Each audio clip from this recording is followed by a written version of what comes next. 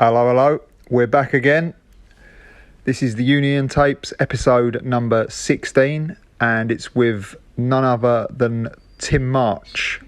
Tim was one of the superstar racers from the early to mid 80s and was basically one of the ambassadors for BMX. If you saw a TV show, it would be him or Andy Ruffell that would appear on it. He was on countless magazine covers, countless magazine features, all kinds of stuff going on back then. Rode for Mongoose in the early days, then GT, then ended up starting the first UK rider-owned brand, which was with a company called Tran Am, and that company that they started was called MRD, which was March Racing Developments.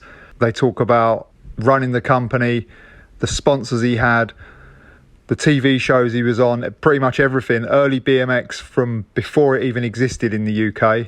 And then we move on to getting back into the BMX scene and working for 4130 Publishing, and then going on to start the Albion magazine. He gives us another perspective on pretty much everything that I just mentioned. So I'm sure you'll enjoy this one. Get it down, yeah.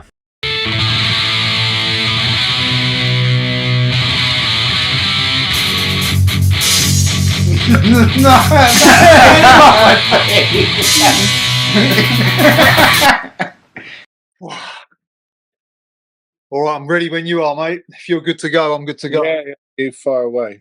All right, cool, man. Thanks. I'm in the dentist chair. This Right, is it. So yeah, just give us a brief background of, like, first of all, where you're from, like where you was born, where you was raised, and kind of like the childhood sort of stuff. All right. So all of my family, like the mum and dad generation, are Londoners. Oh yeah. Dad from Chelsea. I don't know whether you class my mum from being from London, from being from Watford, but she's from Watford, and all around that area, and then obviously from her family prior to that, London. So that was their lives, and our family moved down here because of the war, basically. So my dad's family moved down here in the Second World War. Mum was still up in Watford, and she met my dad when he was, I guess, doing his year conscript when he was in Aqaba, and they needed pen pals. So my mum ended up being a pen pal for my dad. She was in Watford, and then so when he came out of the army and he went back to Bournemouth, she went and met him, and so I was born in Poole. So Okay. They emigrated before I was born. They emigrated as £5 Poms to Australia, but they came back after 3 years because my mum got really homesick, and they were in Bendigo, and it was boiling hot over there. And my mum on her dad's side, they're all Swedish and Scandinavians, and so we're all white can be. Yeah. My dad's not like that, dark skinned, and so yeah. But they came back. Mum got pregnant, had me, born in Poole. My dad was a compositor for his job, so he did typesetting. You know, like the old. Oh yeah. Put the print in the wrong way round. Yeah. He kind of worked his way up doing that. He's a clever bloke, my dad. Very, very a thinker. And when I was little, I was just I don't know. From as long as I can remember, I've been obsessed with push bikes. Okay. But when my mum was pregnant with me, she worked we lived at the top of a hill. And so when my mum was pregnant with me, she worked up to the last week she had me, full term. And the ride to work was a ride downhill on a push bike. And she didn't have to pedal either. It was coasting all the way. And my favourite sound to this day is a freewheel.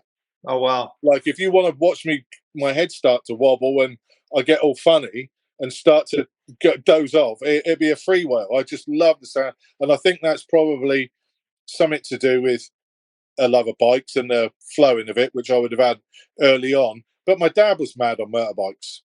My dad, when I was born, My dad didn't have a motorbike then, but prior to that, he'd always had motorbikes, been bombing around motorbikes. When he was in London, and he moved around from Chelsea, and they went to Hendon. When he was in Chelsea, he was down by, if you go past the Fulham football ground and you keep cutting across the roads and you end up down by the river, don't you? I can't remember the road. When you're just about to turn left and the river's right on your parallel, they lived on those houses up on the right there. And my dad told me that when they were bombing London, amongst the other things he was doing, they would make jumps in and out of the bomb holes on their bikes. And so he was part of a little crew of riders they weren't that interested in cycle speedway, but they loved scrambling. Yeah. And so they would make jumps and all this stuff. So that would have been around, I don't know, 1944 or something, 45, I guess. So he did that. Yeah, I guess, but you would have known that when I was born, because it was just my mum that was riding bikes. But from the age of 2, or as soon as I could get on a trike, I was on a trike. I didn't like the tricycle because it had hard wheels on it, it was just like rubber wheels. Yeah. And so my dad had a bonfire, and I put my bike on the bonfire and burnt it because I wanted another one. and so he wouldn't buy me another bike. So I didn't have a bike for ages. And then he got me another second-hand one. We weren't rich or anything like that. We had no carpets in the house or anything like that. It was only my dad was working, and my mum had just had me. So we weren't wealthy. And so he didn't buy me another bike. Eventually we got another bike from the scrapyard. And that had these non-pneumatic tyres as well. That would have been when I would have been about 2 or 3. And I burnt that because I didn't like how hard they were either, because it made everything vibrated. Yeah, the solid tyres. Yeah, I remember them. Yeah, I absolutely hated it. So I burnt it. And so I'd get a walloping for that. Got a walloping for burning the first one, walloping for burning the second one. And then eventually he bought me a bike with pneumatic tyres, which was just fucking fantastic. Would have been about 3.5, 4. And I'm not sure whether my mum and dad wanted kids, to be honest with you, because at 4 or 5, I could ride easily 10 miles in a day and just disappear. And so over about 3 or 4 miles from our house, there's a huge heathland called Camford Heath. And at that time, there weren't many houses on it. It was a huge heath owned by Lady Wimborne. And all the motorbikes used to go over there and do scrambles. So it was, you could hear it from our house. So what would happen if I was little, and I obviously at the weekends, we had an open door policy. It was literally like when you wake up, that was when you could do what you want. And when you went to bed when you wanted to go to bed. It wasn't, apart from eating supper, that was the only rules there were in our house. There was a free reign then, wasn't it? Completely. Yeah. So I would spend all my weekends over at Camford Heath watching motorbikes on my bike, doing the things that and I'd hang around with much older kids, so I'd tag along with them, and they would tell me to fuck off, and all the rest because I was too young, and so I'd end up going off on my own because they didn't want me hanging around with them, and I'd go and just sit for hours and watch motorbikes race around these dirt tracks. And there were some good riders that were over there, really, really good. So all I wanted to do from very young was, I just thought riding push bikes and motorbikes were great. Yeah. That was it. I absolutely detested school. I was one of those kids that I was more interested in making everybody laugh or annoying people at school than learning. I just wasn't interested. So that was, that's up until I left. What age did you start disliking school? Oh yeah, straight away. Like 6 or something? No, earlier than that, because way earlier than that. Right. So as soon as you went, oh no, as soon as I went, I fucking hated it. Oh wow. And so like one morning, I wouldn't. We had a friend of ours. She was lovely. A lady called Pat Haywood. I was friends with her kids. She had three kids, and we would all go to school together. My sister would have been too young at this time to go.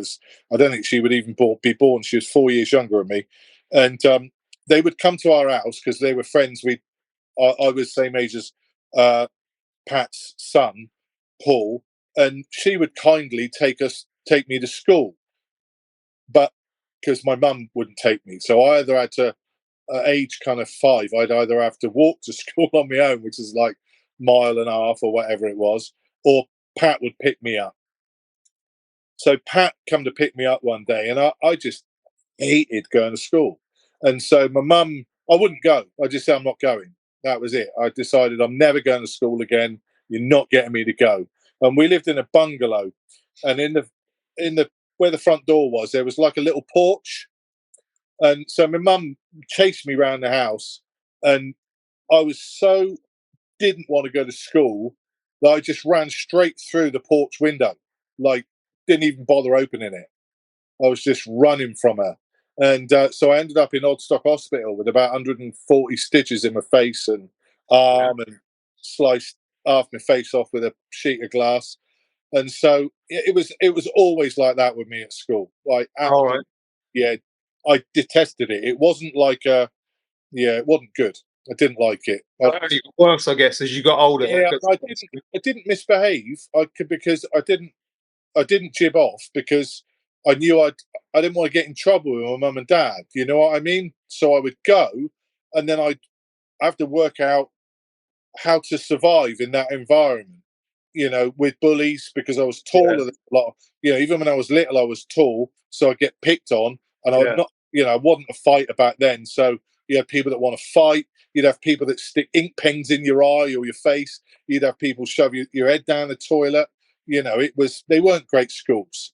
Yeah. And so that was my whole school life. Like the last 2 years, I've still got my school books up in the loft, and there's nothing in them.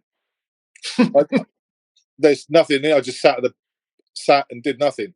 I draw motorbikes and and the rest of it. I was obsessed with music, completely obsessed with music from probably the age of 3 or 4, and so that was music and outdoors and bikes were really all I was interested in. Probably from 3 or 4. That was it. That's early, isn't it? Yeah. Like what was the first like bike that you remember that you actually like used to go out and do stuff on, like just as in like riding around dirt tracks or whatever? Well, everything I got was from the tip. So because we don't have any money, so I'd just go down the tip, and you could end up with anything. So if you could imagine, you might end up with a good back wheel out of a bike, but you might end up with something out of a Rally RS16, which might be like a 16-inch wheel on the front. Yeah, I remember. Yeah, 26 on the back and bent forks. Yeah, and anything. But what you quickly learn was how to make bikes quickly out of what was at scrapyard, what was good. Postman's bikes, if you could get one, were the best by miles. Yeah, they had reinforced steel rims, and then if you could get old Cycle Speedway tires. So when I was probably about 7 or 8, we had 2 Cycle Speedway tracks near us, and so I would go down there. And if I hang around for long enough, you'd always find someone fling a Cycle Speedway tire out of where they were at the club. You know what I mean? The clubhouse. Yeah. They just chuck one in the bushes or whatever. So I would pick a couple of tires up from them, and then I'd wait and see if I could get a pair of wheels that would match them, which were 26 and by 1 3/8 wheels.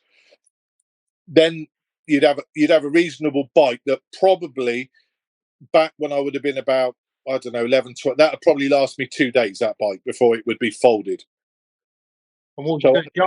Jump in it? Or? Oh, yeah. Because I'd be doing all the stuff the motorbikes were doing. So we big jumps off planks, big drop-offs off cliff into sand. Yeah, anything we could do that emulated motocross and what was called scrambling then, or trials as well. Yeah. And so luckily for us, that before I'd met anybody that I was hanging around with, and luckily there's a few kids at my school. My after middle school, what's that? Senior school.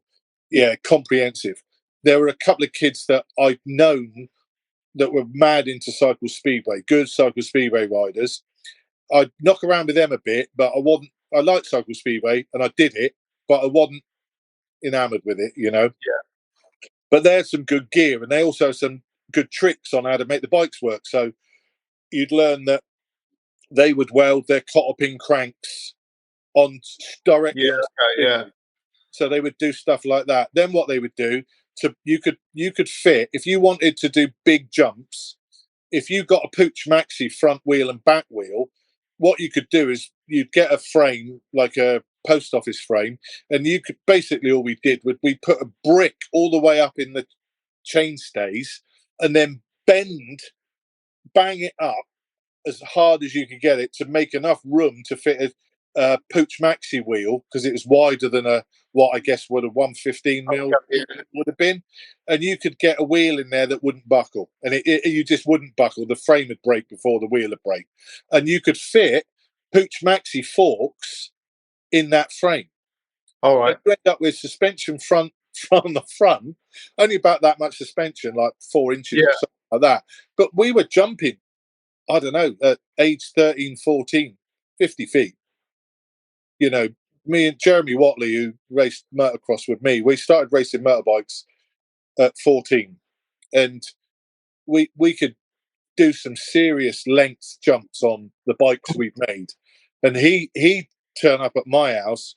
His dad was a lawnmower mechanic, but he was a brilliant engineer. And between him and Jeremy, they made the first fully suspended bike I'd ever seen. That would have been 1974. So it had suspension on the back, swing arm, suspension on the front, 20-inch wheels, welded cotter pins, so nothing would break. Motocross handlebars, like cross brace. Yeah, like H-bar. Yeah, and we and it was all natural terrain. This is one thing that makes me laugh about it. We didn't think about digging jumps. Yeah. It's such a weird thing where you're like, why didn't we just do jumps? But we didn't. We were just looking at natural terrain and thinking, oh, we could jump off that. Yeah, that's it. Or up that. But it was like, and then you might have a groove if you'd been like on the way back from school, we had a school run or to school, you'd make a jump on someone's front part of their garden or something like that, and it would get worn in and you'd have a good jump. But at not one point did you think of going down with a shovel thinking I could make this brilliant. But no, you know, very few people did use a shovel, even like saying the BMX boom when I got into it, we still didn't use shovel. And I remember even early 90s when dirt jumping became like more of a thing, I remember thinking, oh, these have been made by hand, they're not legit. Yeah, it almost had to be a natural bump. Like, it was like so ridiculous. Here's a funny story. So when I was first started riding, obviously, you know, there's lots of pockets of little crews everywhere, isn't there? And so I've got some mates of mine that live over in Wareham that I knew. And one day they said, why don't you come over to this would have been, I reckon, 1980, probably. Before I was racing, I'd probably only done one race. And because I was racing motocross still, I didn't want to do BMX. And they said, "Come! There's this little track over in Wareham called the bloody Chestnuts. Do you know about it?" And I was like, "No, I don't know anything about it." So I go over to this place in Wareham, and there's these beautiful manicured jumps everywhere. There's a tabletop that's been made in a wood.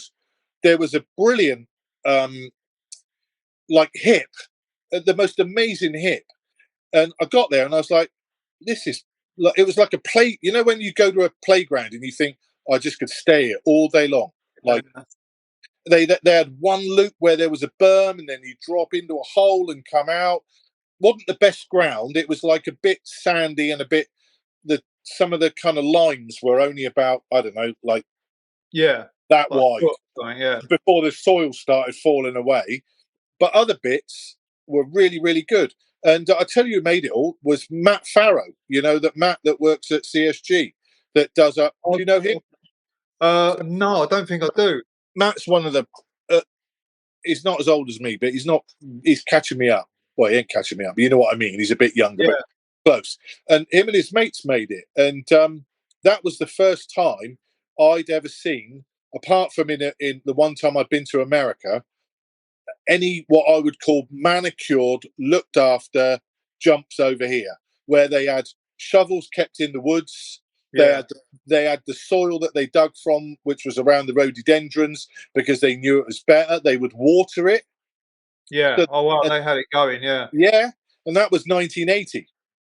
So what So was that from? Like looking at motorbike stuff, you think, or what? Or that was just a natural? yeah, I don't know. I don't. Yeah. I've never asked him that, but So, yeah, I don't know.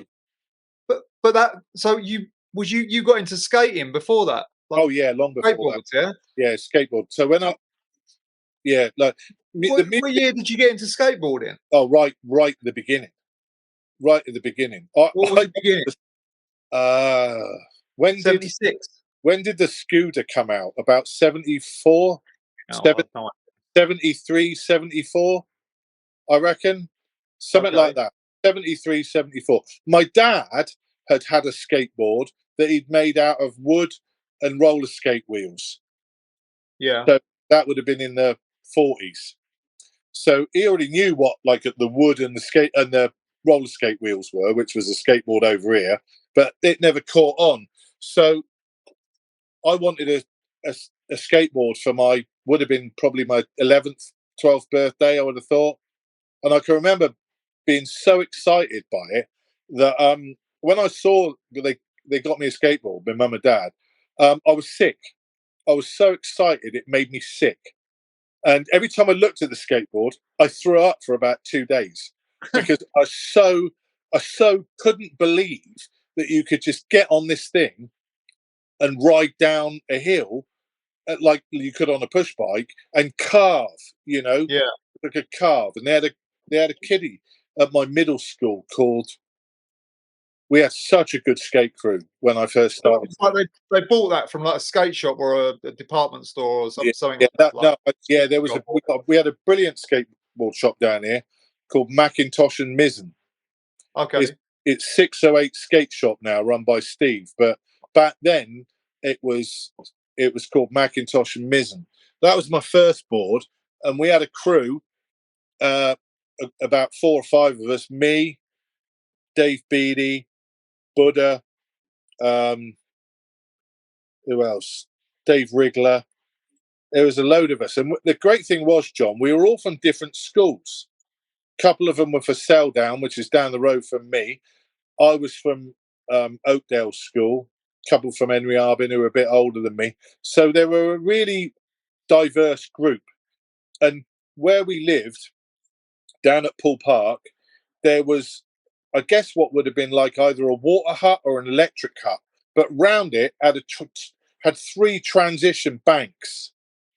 And so you could carve 3/4 of the way around this thing, and you could go up the back of it, an axle stall, and kick turn, front side and back side, and you could go up and carve and come back down and lip slide under the fence that was there. Kez was another kiddie I used to skate with back then as well, and he went to a school in Camford Heath, but I can't remember which one. And so that was my first love.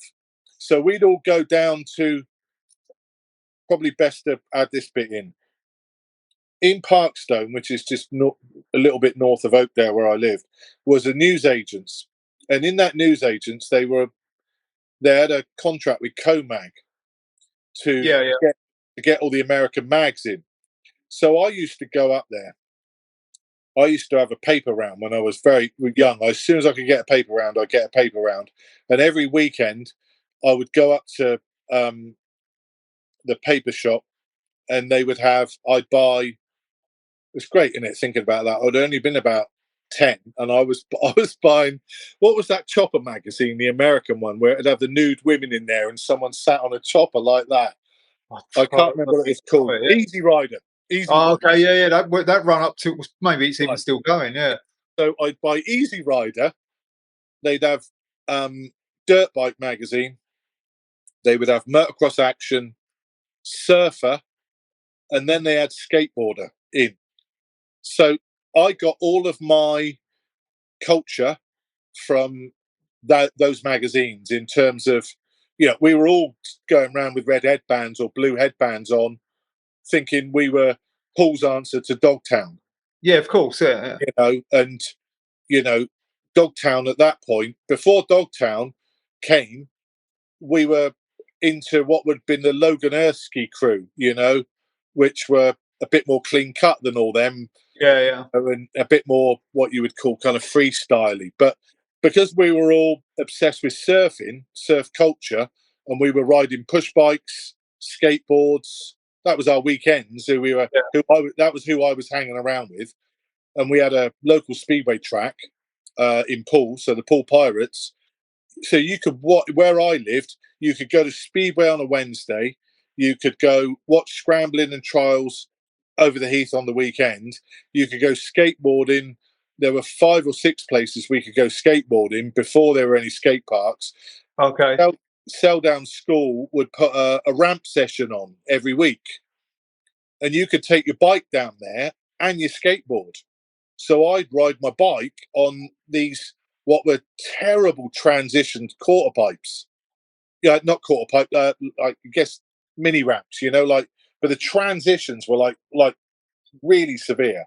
Yeah. So they weren't easy to ride. They weren't gradual transitions like wood or something. Yeah, all wood. Okay. All wood. But a lot of them just ply. Just a ply. And then ply.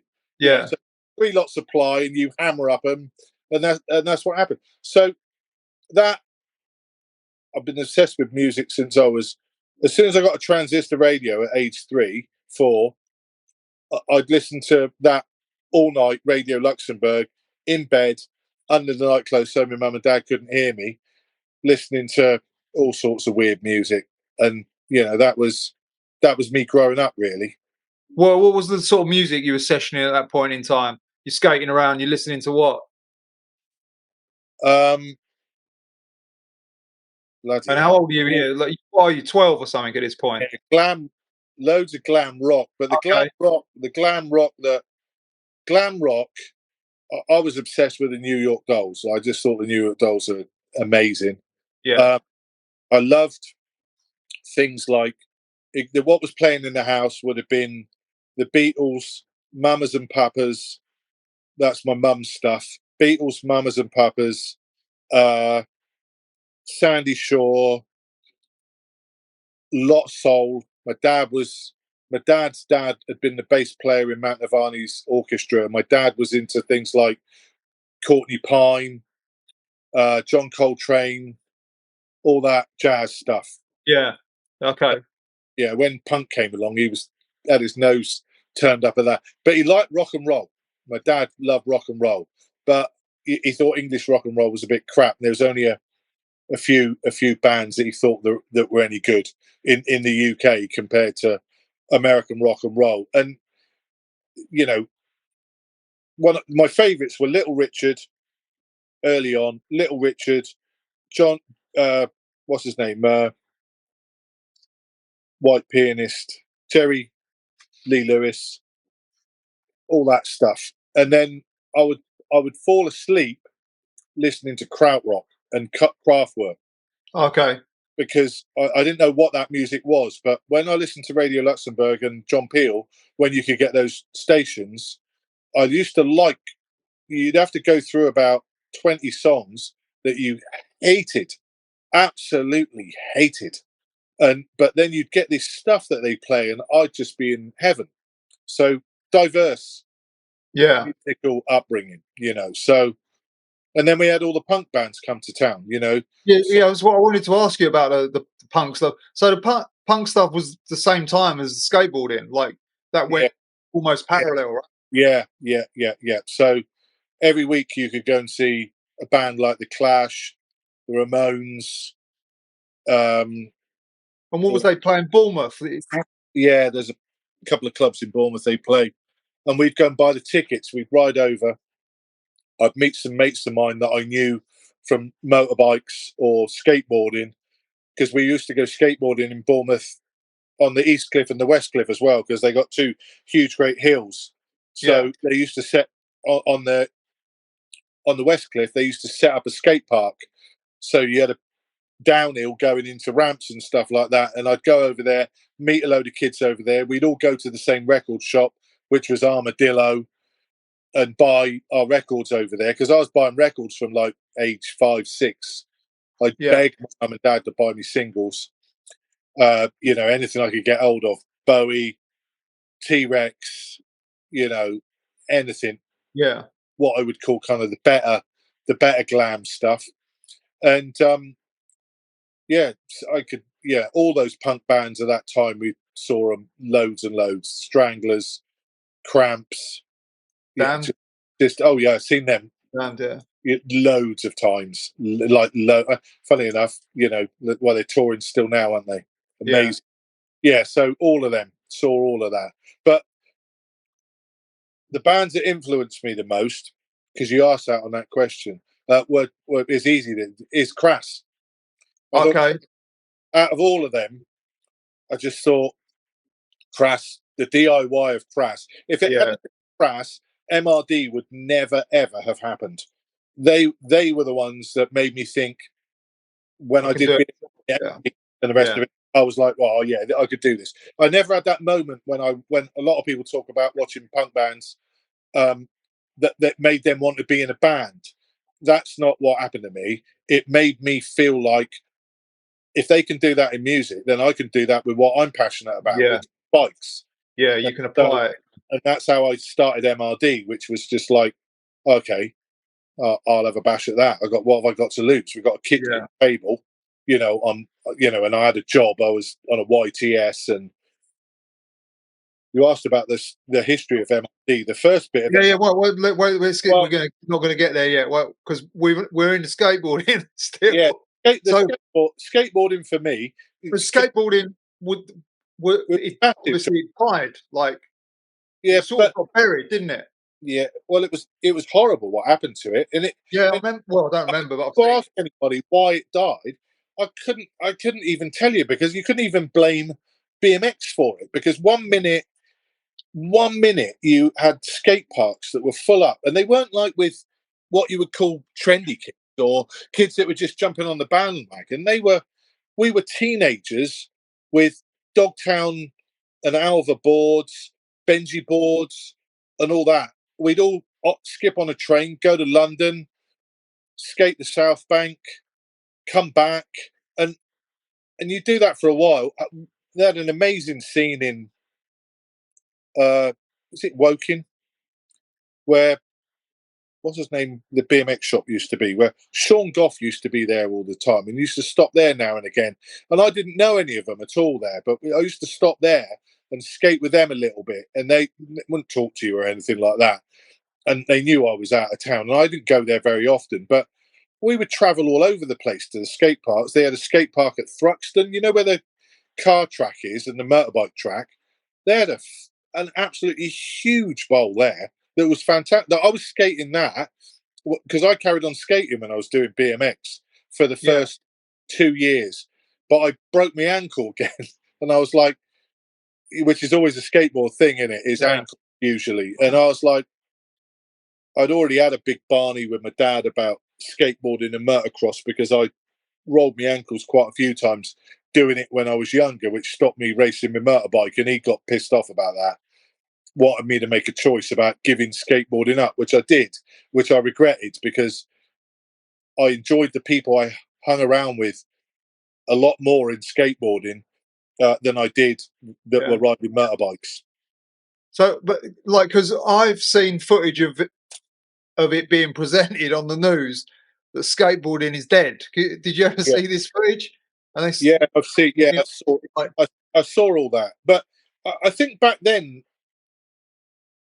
it was like so much money was thrown at it, thinking, which is always happens, doesn't it? When you get I guess the business heads come in and think there's all this money to be made, and they spend all this money making things, but you don't really think about the practical aspects of what they're making, whether it's skatable even, because if you build something that hardly anybody can use, and even the people who are good, it's the wrong shape or whatever it is, it does make it hard to continue a scene. And if you haven't got something to skate, and it wasn't like street skating was a thing then.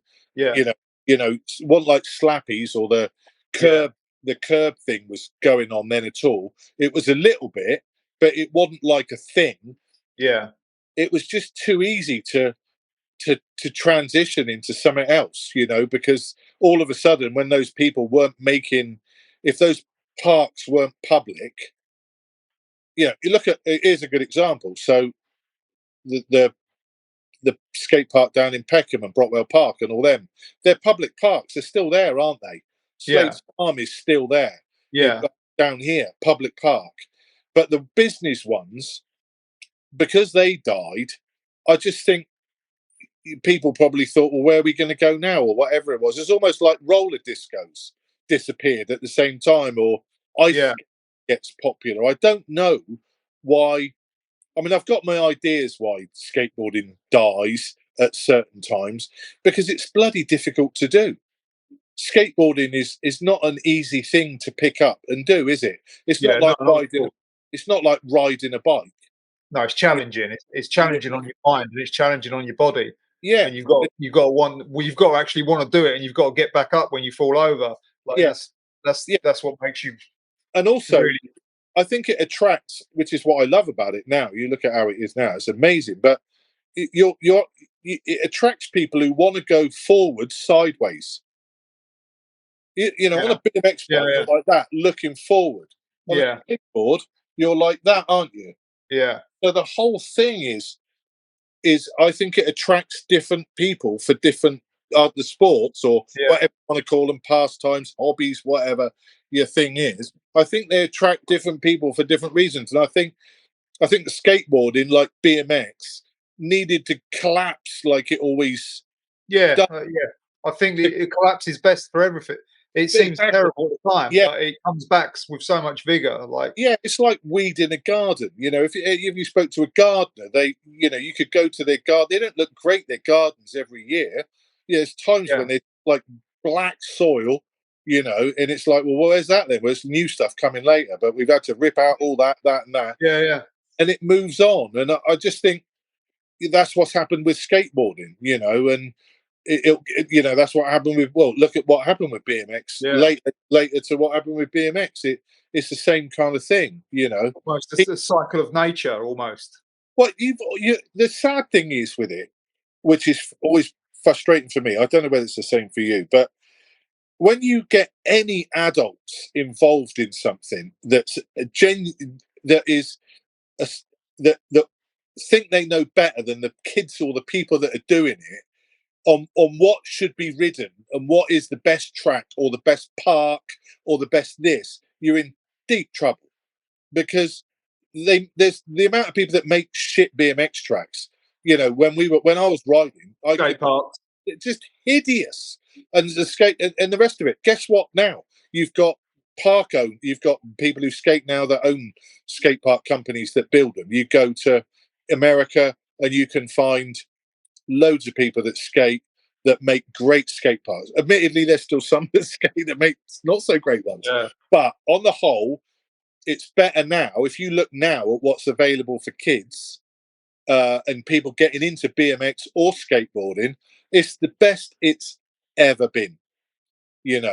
But equally, it's the most competitive it's ever been for getting that kid on a skateboard or a BMX bike, because you've got all this other money that wants you on a e-scooter, a this bike, or one of those crappy, stupid wheelie bikes. Or I'm not knocking wheelies; I love wheelies, but the stupid ones with the little wheels and the big handlebars, rocker bikes or whatever. That's bikes. Not the. I'm not going to knock the wheelie bike, because I'm a wheelie fan, but the rocker bike, that kind of, let's just jump on something that's going to be here for 10 minutes, get those parents to spend a load of money that if they had actually bought a proper BMX bike or skateboard for their kid, they probably would have stayed doing it. But rather than wheelbarrows, man, they're terrible. And instead you've just got a rocker bike in the back garden with 2 flat tires and a rusty chain, and it's going to be in a skip in 6 months. So that side of it I hate. you know. Yeah, there's always a gimmick like out of everything. Yeah, exactly. Yeah, that's So like with the skateboarding, it that was because if I was to look back at it, I was very young then. It seemed to me that skateboarding just shut off, and I didn't see it for years after it was done. Like everyone had a skateboard, everyone had the pads, everyone had a helmet, everyone was skating everywhere, and then it was just yeah. it was finished. But And then BMX came, like is what it looked like to me. Like 2 years after BMX came. yeah, well, what happened was the same thing that probably you're talking of is that was the end of the first phase of BMX, which is the collapsing of it, and it disappeared. And then there was still the skateboarding, the people that were in it originally that weren't ever going to give it up. Like I remember going to my first BMX races, and the great thing about that was when I went to the races, you'd have a skateboard in the back of the car. Andy Lomas would be there with a skateboard in the back of a car. Mike Chilvers. Who else would have had one? Steve Grattan. You got to mention Steve Grattan. So Steve was still skating when he was BMXing. There was a bunch of us that when we do anything to do with BMX, whether it be go to a park or a BMX race, we'd have our boards, and we knew that if we went to Slade's, like when I was started to ride BMX bikes, if I went to Slade's farm, I'd still see the same old mates that had never given it up. Yeah, but there'd only be about 4 of them. Yeah, that's it. Yeah, That'd be it. You know, there wouldn't be 30 people in that park. yeah. It would be all loads of kids on rally burners and other shitty bikes. Do you know what I mean? Just leaping out flat and doing what they did, and that was the end of it. So how did you like leave the skateboarding and then get into BMX? Like what? Right, that? that transition's quite straightforward, because when I was skateboarding, I skated into starting racing motorbikes, which I was 14. So I got my first motorbike at 14, and I was still skating. And so I'd race. My school was Scramble Club. I'd race every other weekend, and every other weekend I wasn't racing. I would go and skate at Portland Skate Park or Bournemouth with my mates that were still skating at the Scramble Club. And so I had a load of mates at the Scramble Club that were skating as well. Dean Pocknell, Andy Myers, that was Dean's mate, few others that were there. We'd all meet in Bournemouth or Poole or wherever, or get the train from where they lived in Bournemouth. I lived in Poole. We'd get the train down to Weymouth, and then we'd skate all over to Portland, which was about another 3 miles, and we'd skate the skate park there on the off weekend. So we never stopped skating. Okay. That when I stopped skating was when I started to get better at motocross, because after a couple of years I started to get better, winning some races. And my dad, I bought my first motorbike. I paid half of it. My dad paid half. I can't remember how much it was. It was probably about 300 quid, and I'd saved 150 quid doing paper rounds, and he put 150 quid to it as well. But it's quite an investment if you get into motorbikes, because you've got to have a trailer. Someone's got to take you to the track. Yeah. They're there with you. It's not like BMX or skateboarding where you do it all on your own. Yeah. And so because I was hammering it at skating, I, like everything else, you have big wipeouts, don't you? So broke my ankle, done my knee, and he's going, fair dues to him. I could get why he'd be a bit pissed off. You spend 600 quid in 1977 on a motocross bike for your nipper, and then I come in and say I can't ride for 3-4 weeks because I've done my ankle in. And he just sat me down and he just said, look, this is a bit on and off. I've just spent all this money. I've just worked 3 months to buy that bike for you. All right, you've put X amount to it, but I've still got to put petrol in the car, got there. Yeah. He did a bit of hard, whatever it was, bargaining with me. And I just said, I lied to him. I just said, well, I won't go skateboarding anymore. So I lied. And so what I would do after that was I'd still go skateboarding, but I'd leave my skateboard at my mate's house, ride, which is Kez's house. I'd leave my skateboard at his house, ride my bike to Kez's house, and then go skateboarding all night, all over Catford Heath and in Broadstone, where I had my mate Dave Beattie and Kez and all my Yeah. skate. So that carried on all the way through until I did BMX, and I started BMX racing when I was 18. I gave up. Oh wow. I was So- 18. I did one race before that at Chatham, because Strong Cycles had told me there was a BMX race.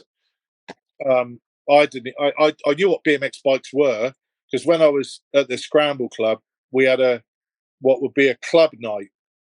But I was just thinking then, your dad as well. He's looking at you injuring yourself skating, and skating is like not something that's like that people are even think it's worth doing. No, Like a bit of that as well. Like this. well, this he did. Yeah, round on a skateboard, wasn't it? That's what they were thinking of, probably. So I think he enjoyed motorbikes. He enjoyed. yeah. You know, he enjoyed it. He was going away. You meet. The great thing with motocross and scrambling was, John, was that when you would go away, you were in a culture that had been around for 60 years. So there was a lot of experience there. Yeah. There were interesting people there. There was a lot of DIY, people making pop-up bits for their bikes, tuning. You'd have someone that's good at doing engines, someone good at suspension. And my dad, he loved all that, Yeah. and so he'd meet new people. My mum loved it. My mum absolutely was mad on it. She thought it was the best thing ever. And you can't do scrambling or motocross without the family behind you. It's not possible. Yeah. And it's structured, isn't it? It's like you say, you're going away, and it's a very structured thing. Yeah. It's like a scene. It's a deep scene. If it's been going that long already, there's a lot to it. So you didn't start riding until 18. No. I didn't realise you was that. Yeah, I didn't realise you was that age when you started. Yeah, because I didn't want to do it, because I was, at the time when I was riding motorbikes, a good sponsor. I was sponsored by Honda for a year. Okay.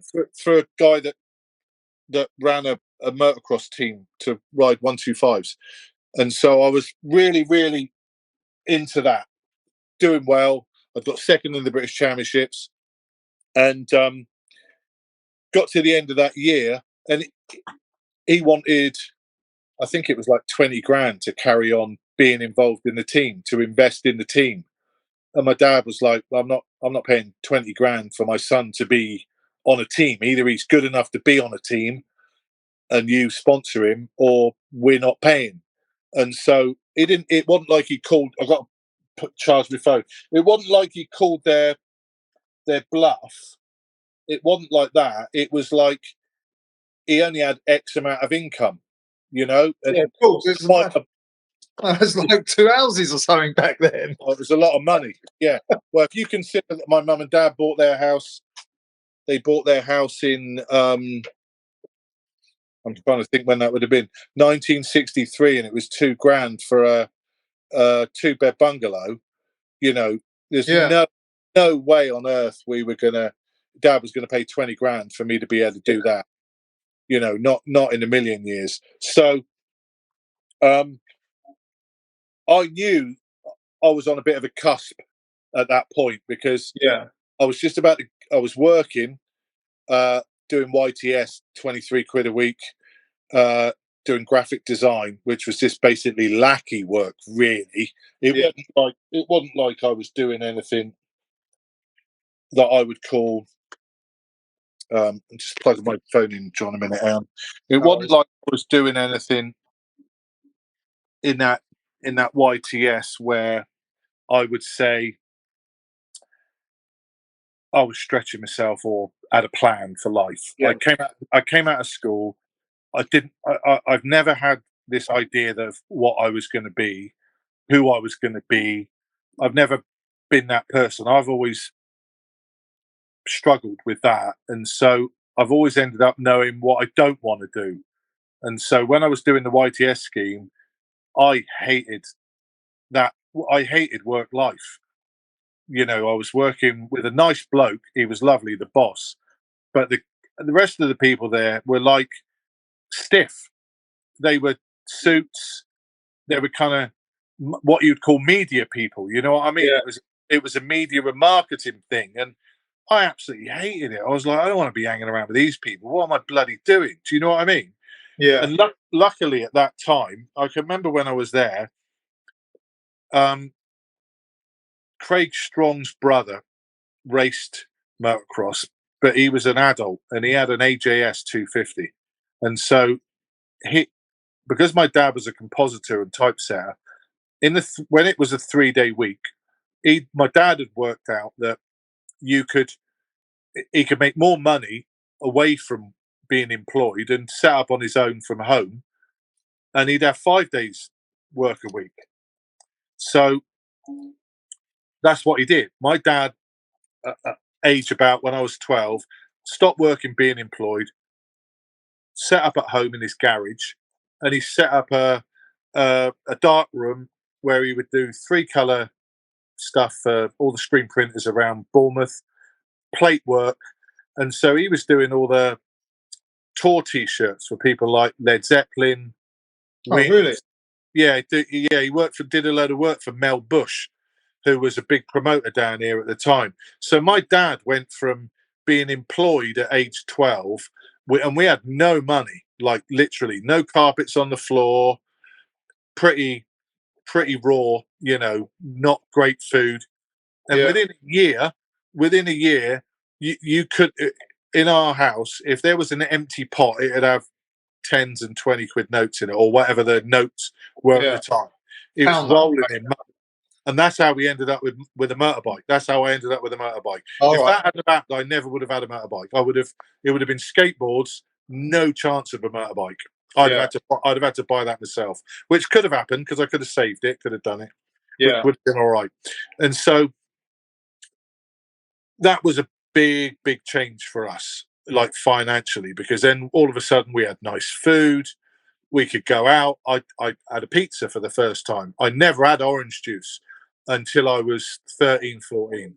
And I can remember tasting it the first time, just thinking it's the best taste I'd ever had in my life. You know what I mean? It's just like unbelievable. It's like, oh my God. Up until then at school, because I used to run for the county, I'd have to get everything from the, what do they call it? Lost property box.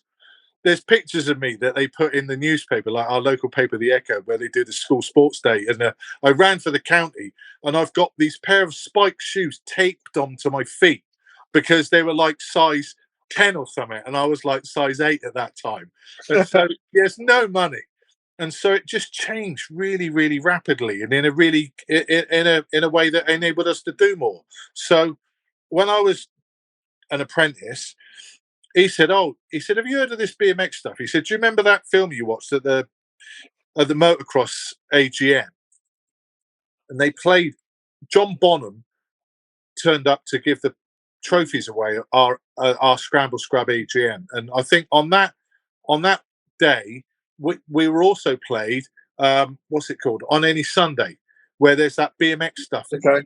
And we were all just like, I'd seen a BMX before in a Motocross Action magazine, which was kind of what had made me and Jeremy want to make the Pooch Maxi bike. Do you know what I mean? Because we were like, we couldn't find a frame that was like a 20-inch frame, but we knew where 20-inch wheels were.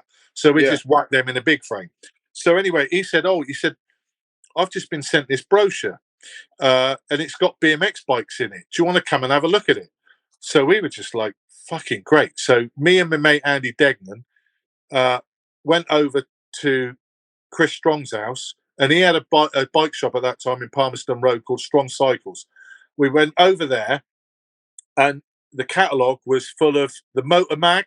So it had the Motor Mag in there, Super Goose, and whatever other bikes their Mongoose were doing at that time. Candy Apple Red, Chrome, they did nickel plating, and all the rest of it. Luckily for us, very luckily, we both chose Super Gooses without the suede seat, because we were just like, that's going to get wet in England. You'll end up with a wet arse and it will tear. And what year was this? 79 or 80? 79, yeah. Okay. Yeah. So we got those bikes. And then in 1980, he phoned me to say there was a race at Chatham, which I think Alan would probably know better than me. I'm not sure what the first BMX race in the UK was. It's either Chatham or one that was up his neck of the woods. I can't remember which.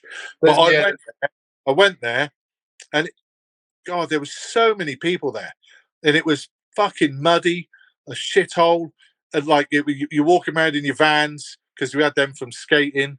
You know, I had JT race pants, full face motor free helmet on because I raced motocross, and everybody looked great. You know, and there's loads of mum and dads there, and they were racing, and I was like, "Fucking, this is great." You know, I loved it. That's, and that's so the start, right? That is the start. Like that's the start. the first race. Yeah. And at Chatham, they had so I have a skateboard as well. They had a skate park just down the path from the track. So everybody that skated, which was loads of us, in between motos, was skating down in the muddy park before the races, and then came up to race the track when we did all the rest. Oh, So wow. that was my first race. And then Malcolm Jarvis was there in that race, and I wouldn't have known who he was at all. Wouldn't have had a bloody clue. Ruffell was there. I didn't have a clue who he was. But what there was in the interval, there was a little step-up jump before you go around the last left-hand turn to the finish line. And Ruffell was commanding a crowd there, doing... I guess what would be, you have to excuse me, John, because I'm not very good with remembering what levels we picked up. But he would go up the jump, put his brakes on, and then kind of 180 back down without taking off. Do you know what I mean? So back wheel on the top of the jump, and then just 180 down. Yeah, and like then he maybe put his hand up like that, do a one-hander, and then turn around and do that. Do you know what I mean? And then. And that's what he would do. And everybody was just like, they were mad for it, you know, like mad for it. And I was just like, so pissed off. I was like, look at all them fucking kids cheering him. All he's doing is that stupid little fucking turnaround thing. What's he doing? And there was literally hundreds of kids. I don't know whether you want to call it jealousy or rage or whatever it was, but I was like, that's not fucking BMX. I'm going to show him what BMX is. And when he had rolled off to do one of these little tricks he was doing, like a rollback, I hit this jump flat out and jumped over the top of him and about 4 kids and landed behind him flat. And that was the first time I met Andy Ruffell. And we had what I would call I think, if there was anything you would say that separated us, it was like what he thought was BMX is not what BMX was to me, and I wanted the kids to see something else. I didn't want it to just be showing off. I wanted it to be flat out, full bore launching. You know, that was what I loved about BMX. And his was more showman, which I not my cup of tea. That, and I love all that, but it's not my thing. And so that was the first time I saw him. And then and Malcolm came up to me at that race, and he said, "Do you want to do this full time?" You know, and I was like, "No." Wait a minute, you raced at that day? Yeah, won. Yeah, you won that race, yeah? Yeah, I won that race. Okay. And what 17 expert. 17 expert. Yeah, I can't. James Black was there. Cav Strutt. I don't know who would have been up there from up north. There would have been somebody. And was Chatham? Kent, was it Chatham? Yeah, just off there. Is it the M20? I think it's right by the M20. Jeff Wiles was there. So Jeff Wiles was there. The what I call the originators of it. Jeff Wiles. Don was there. Oh yeah, Don was. Because he was. I knew Don from trials because obviously I was a that's right. Yeah. Knew Don from trials, and I also knew Don had tried to get that bike of his going. You know what I mean? Because he tried that kind of weird BMX bike, and unfortunately, bitten his arm off. And I knew about that from reading the local press that I used to do with motorbikes. So Malcolm came up to me and said, "Do you want to do this? And we'll sponsor you." And I was like, "No, I'm racing motorbikes this year." Oh, okay. And that race would have been at the end of 1980. And so he said, "Well, can I send you some stuff?" I said, "You can send me some stuff." I said, "Yeah, send us another frame."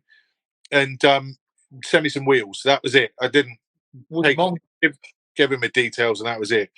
And that year, that next year, 1981, I was sponsored by Mako. So I was still racing motorbikes. So I got 2 bikes, got given 2 bikes by Mako, importer over here, and they sponsored me. But I had a crap year. My bike broke down a lot. The one of them. Yeah. And by the end of the year, I was despondent. I was hating work like a passion. I transitioned to doing a apprenticeship engineer, electric engineer. Didn't like it, and so at the end of 1981, I went to another race at Chatham at the same time at the end of the year. And Malcolm was there again, and I didn't win that. I fell off actually. It was pouring with rain, fell off until I last third or second, can't remember. He said, "Look, I'll give you 850 quid a month. You can have whatever bike you want, and you can go to California in 2 weeks. Do you want to race BMX?" And I was like, I was earning 25 quid a week, whatever, using BMX for training for motocross. So I wasn't thinking of ever racing it. And I got back and I had a girlfriend at the time, Kathy, and I don't know whether I talked to her about what I wanted to do. I was torn because all I wanted to do at that point was do motocross. But my dad had said to me that I'm not coming with you anymore. He said, it's upset me, or you're breaking down. I've seen how despondent you are. You know, you've had a hard year. I don't know how we're going to make it to the next level because I haven't got enough money. You know, work's not like it was in a 3-day week anymore. There's not that, you need a lot of money to do motocross. Yeah. And I was like, well, I could do this on my own. And so it was a 50-50 thing. And I was just like, I'll give it a go then. I'll give it a go. And the one thing that I liked about BMX and that I've always loved about it, you don't need anybody else. You don't need your family. You don't need a car. You can just get on your bike and go and ride and do what you want. And so that was how I started having an income riding for Mongoose. And I did some repping for them. I repped for them for the whole time I rode for them, which wasn't very long, probably 8 months or something. Yeah, it was about that. I was probably that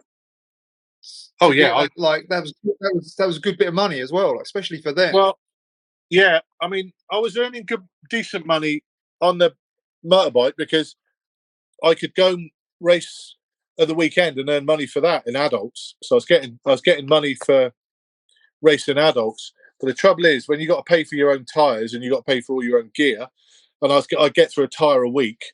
You got to put a chain on, and it's not cheap stuff. And so it wasn't like getting 842 quid plus expenses and going to California. So, and I'd been to California before when I was in 1979. Me and 2 mates went to California when we were racing motorbikes, and we went to Ascot BMX track.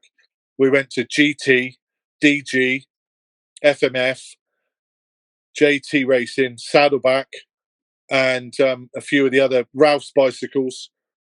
Before I'd even raced, I'd been over there and done that. Did you have a BMX when you went to all them places? You must have done. Yeah. Okay. Yeah, that was. I went there after I'd bought the first bike from Strong's. So we'd gone out there and seen Bob Hanna, see the Honda training facility, and it was amazing. Oh yeah, seen the flat track at Ascot, and then seen BMX racing at Ascot. Went to Reseda, skate across, hopped the fence there, rode Reseda when it was closed down. So Reseda was closed at that point. So we hopped a load of fences to skate and BMX in the skate parks in California. Then nearly got shot in where we were staying. Obviously, when we landed, we got a Freddie Laker one way ticket, and obviously had a taxi driver with a sense of humour because he took us to Compton. He put us in a Motel 7 in Compton, and there's 3 of us. And my mate Howard's from Manchester, and he had these tight shorts on, white legs, like, it couldn't look more out of place. We all looked so out of place. It wasn't. We all looked like bloody idiots, really. And we went out to try and find something to eat, and all of a sudden, this bullet just whistled past our head, whistled past us. Oh, wow. We just started running back to the motel, hid in the motel, didn't move for that night. And in the morning, when we woke up and realised where we were, because we landed at night, we were just like, let's get the fuck out of here. Like, we're moving. So we just went and rented a place. We just said, where's Disneyland? We had no idea. We just said, where's Disneyland? Take us to Disneyland and put us in a hotel near Disneyland. None of us could drive, so we walked everywhere. Like, we would walk for 6-8 hours a day to get everywhere. And luckily, we got a few places. We got a lift. We met the bloke that owned Bassett, because we met him Saddleback, and the most lovely bloke. And once we'd met him, he took us to a few places. So we all bought bike bags. We went to a Schwinn dealership, bought a bike bag each, and we filled our bike bags up with custom Vans and BMX gear and motocross gear. Moto 3 helmets. I must have had 15, 20 pairs of Vans. We all ordered custom colours, all of us, and then got them, because we knew we'd be able to sell them to our mates when we got up. Yeah. And so we ordered all that. I got some Skyways and leather cranks and other odds and sods, stuff like that. And had a bloody amazing time. Yeah, 2 weeks we were there, I think. It was absolutely fantastic. Yeah, different world, wasn't it? Back yeah, there. completely, yeah. And I mean, yeah, it's great. I was glad to be home, but good adventure with 3 mates. You know what I mean? It was like, and we went to GT when it was just Peddlers GT. It was a little shop. Went in there. You would never known it would. In 2 years' time, it was going to be absolutely massive. Yeah. Because it was one like that then. It was just like a little shop. So yeah, we had a great time, thoroughly enjoyable. So that was kind of the formative years of it. And how March Racing started was, my dad had been told by his accountant that if he sponsored me when I was riding my motorbike and put March Racing stickers down there and lithography, he could offset my bike costs against his tax. Oh, okay. So that's how March Racing started. So did March Racing start actually when you were still on Mongoose? Yeah. Oh, so yeah. You was making plates, was it then? The first thing I made was handlebars. Oh, okay. Wide handlebars, which bent because they lied to me and they said they were made out of chromoly, and they weren't. They're made out of seamed bloody plumbing tubing or something. Okay. Like, literally, when you tighten them up in the stem marks would be on the handlebars. Yeah. Embarrassing. But they were the first wide bars that you could get over here. You couldn't get any wide bars. You had them on your Mongoose? Yeah. Yeah. Oh, okay. Yeah. So it's already going. Yeah, got into big Barney's with Malcolm because he was like, "You're meant to be using Mongoose bars," and then I got sponsored by Grab On, and you're meant to be using Mongoose grips, and then I get sponsored by JT. You're meant to be using Mongoose pants, and by that time I was like, I'm done with Mongoose. Who else was on Mongoose at that point? Ruffell, Schofield, Chris Young, Danny Oakley. That's probably it that I can remember. Maybe at the best bloke they ever had on Mongoose, Ant Woodcock. Do you remember him? Oh, no, I don't know the name at all. No. Ant Woodcock was I'd love to know what he's doing these days. When I joined Mongoose, I met him because he was friends with the Jarvis family, and he was massively into punk rock. So he was my guy there. So and he wasn't on Mongoose very long, which was annoying because once he'd gone, I love Craig, but Craig was probably 13 at the time with them, and Andy was 15, and they just bugged the shit out of me. Do you know what I mean? Not in a bad way, but Andy would think it would just be funny farting all the way to a race meeting. You know what I mean? And shoving his socks in your face. And there's only so much that an 18-year-old can put up with. Yeah. So, yeah, Ant was different than that. Ant was you could have a good conversation. He probably would have been like, if I would have met you back then, it probably would have been the same kind of thing. You could have talked to him about Crass. He had me and him would exchange tapes. He gave me a great tape once. You'll laugh at this, John. He gives me this tape. He goes, listen to this band. He goes, they're fucking mind-blowing. He said, they do this droney music like this. He said, there's two of them on here. It's amazing. And so I get this tape and I'm listening to this music. I'm just thinking, sure, this is at the right speed. It doesn't sound like it's at the right speed. And he'd recorded it all at the wrong speed. It was a Cramps EP that should have been on a 45, and he'd recorded it at 33. And I was like, because I said, you've done that the wrong fucking thing. It's the Cramps, you daft bugger. And the other side was Killing Joke. So immediately when that was the first tape he gave me, Killing Joke's first album, Cramps' first album, I knew me and him would be like, right, great, this is a done deal. We'll be mates. But unfortunately, he stopped riding pretty quick. And I don't know what happened to him. I wish I would have kept in contact with him, to be honest. Where was he from? Yeah, round Kent way, because they were. Okay. Malcolm was from Tenterden, so I think that's where they were living then, and so he must have been somewhere around there.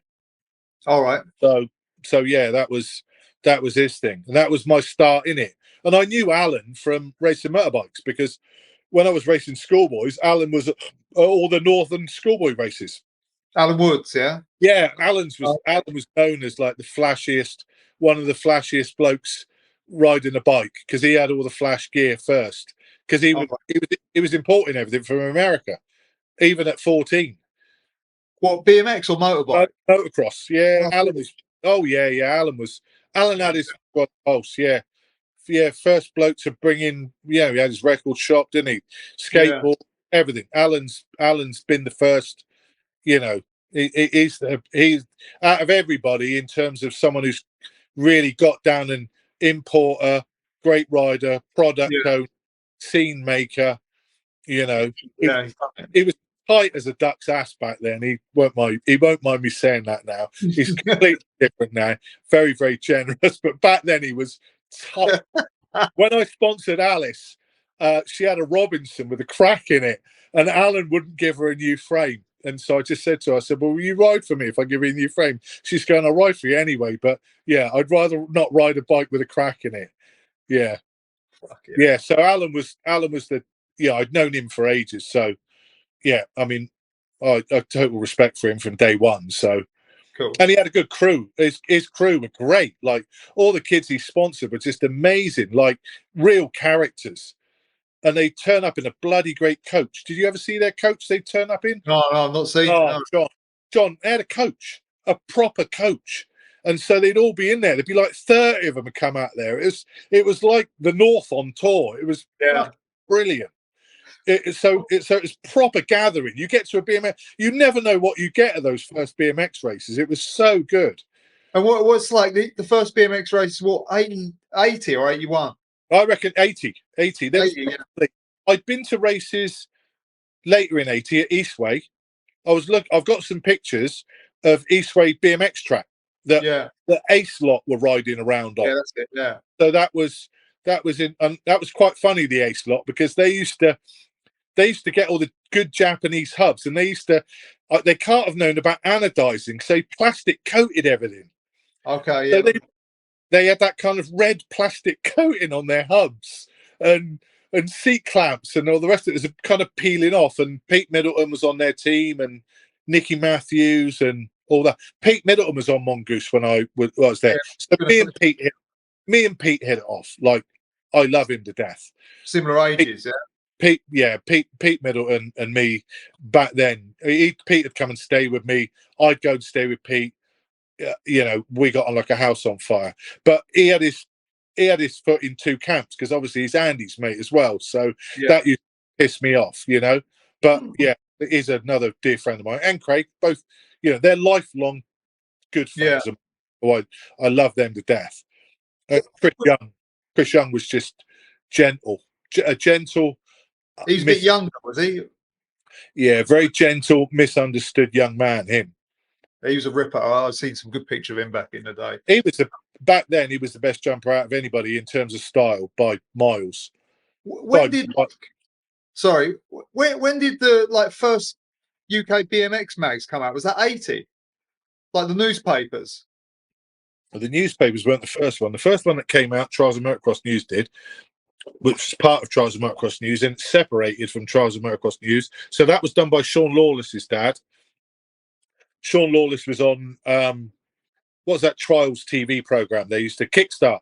Kickstarter. Sean was on there. His dad was the editor of Trials of Motocross News, and because Sean was into BMX and mad on it, he got his dad to. My understanding is that he got his dad to do the BMX bit of what was going to then turn into BMX Bi-Weekly or BMX Weekly. Okay. And that coincided with all the money coming into London for BMX, which would have been to do with David Duffield, Malcolm, Andy's manager, what's his name? The guy that put the Kellogg's on, what's his name? Alan Rushton. And there was a load of London money floating around that they put into what would have been the first BMX mag that came out from Richard Grant, which would have been Richard Grant, which was BMX. Is it Action Bike? That was whatever Action Bike was called before it was called Action. It was BMX Official, was it? That's it, BMX Official. Okay. 4 or 5 issues of that. So that was the first UK one that I know of. Okay. They were terrible. They were absolutely terrible. Like, you know, I love the Higginsons, but they, you know, for me, this is be different if you were a youngster. But for me, I'd been brought up on Surfer magazine, Dirt Bike, Motocross Action, Skateboard. a skateboarder, and I'm looking at 2 magazines in England that are just absolutely shit, basically. It was thought they were shit back then as well. I thought they were shit. Yeah, I wouldn't be in them. Like, to start with, Richard Grant had asked me to shoot a cover for BMX Official, and I said to him, "You're gonna have to pay me to be on that." And I wasn't joking. It was just like I thought it was crap, and I like the Higginsons, but you know, you never got any decent photos in those mag, and the writing was like childish. You know, it was crap, and I'm not saying that because I'm hating on them, because the kids that bought those mags and they loved them. I get that, but the trouble is, I'd experienced. You were older as well, so yeah, it would be like asking me if I liked the Bay City Rollers after I'd listened to Boy and Kraftwerk when I was 12. Yeah. No, I didn't like Bay City Rollers. They're shit. You know, it's the same as those magazines. And so when Richard came down with Richard Francis to do the photographs for what Official BMX was, or the ones me jumping out the bowl, I had all these tricks lined up to show them. Pedal grinds. I could jump out of that bowl and land to flat 14 feet in the air. They were interested in any transfers out of one side of Slades to the other, stuff that Luke Marchant does now and the Slades Park locals did later.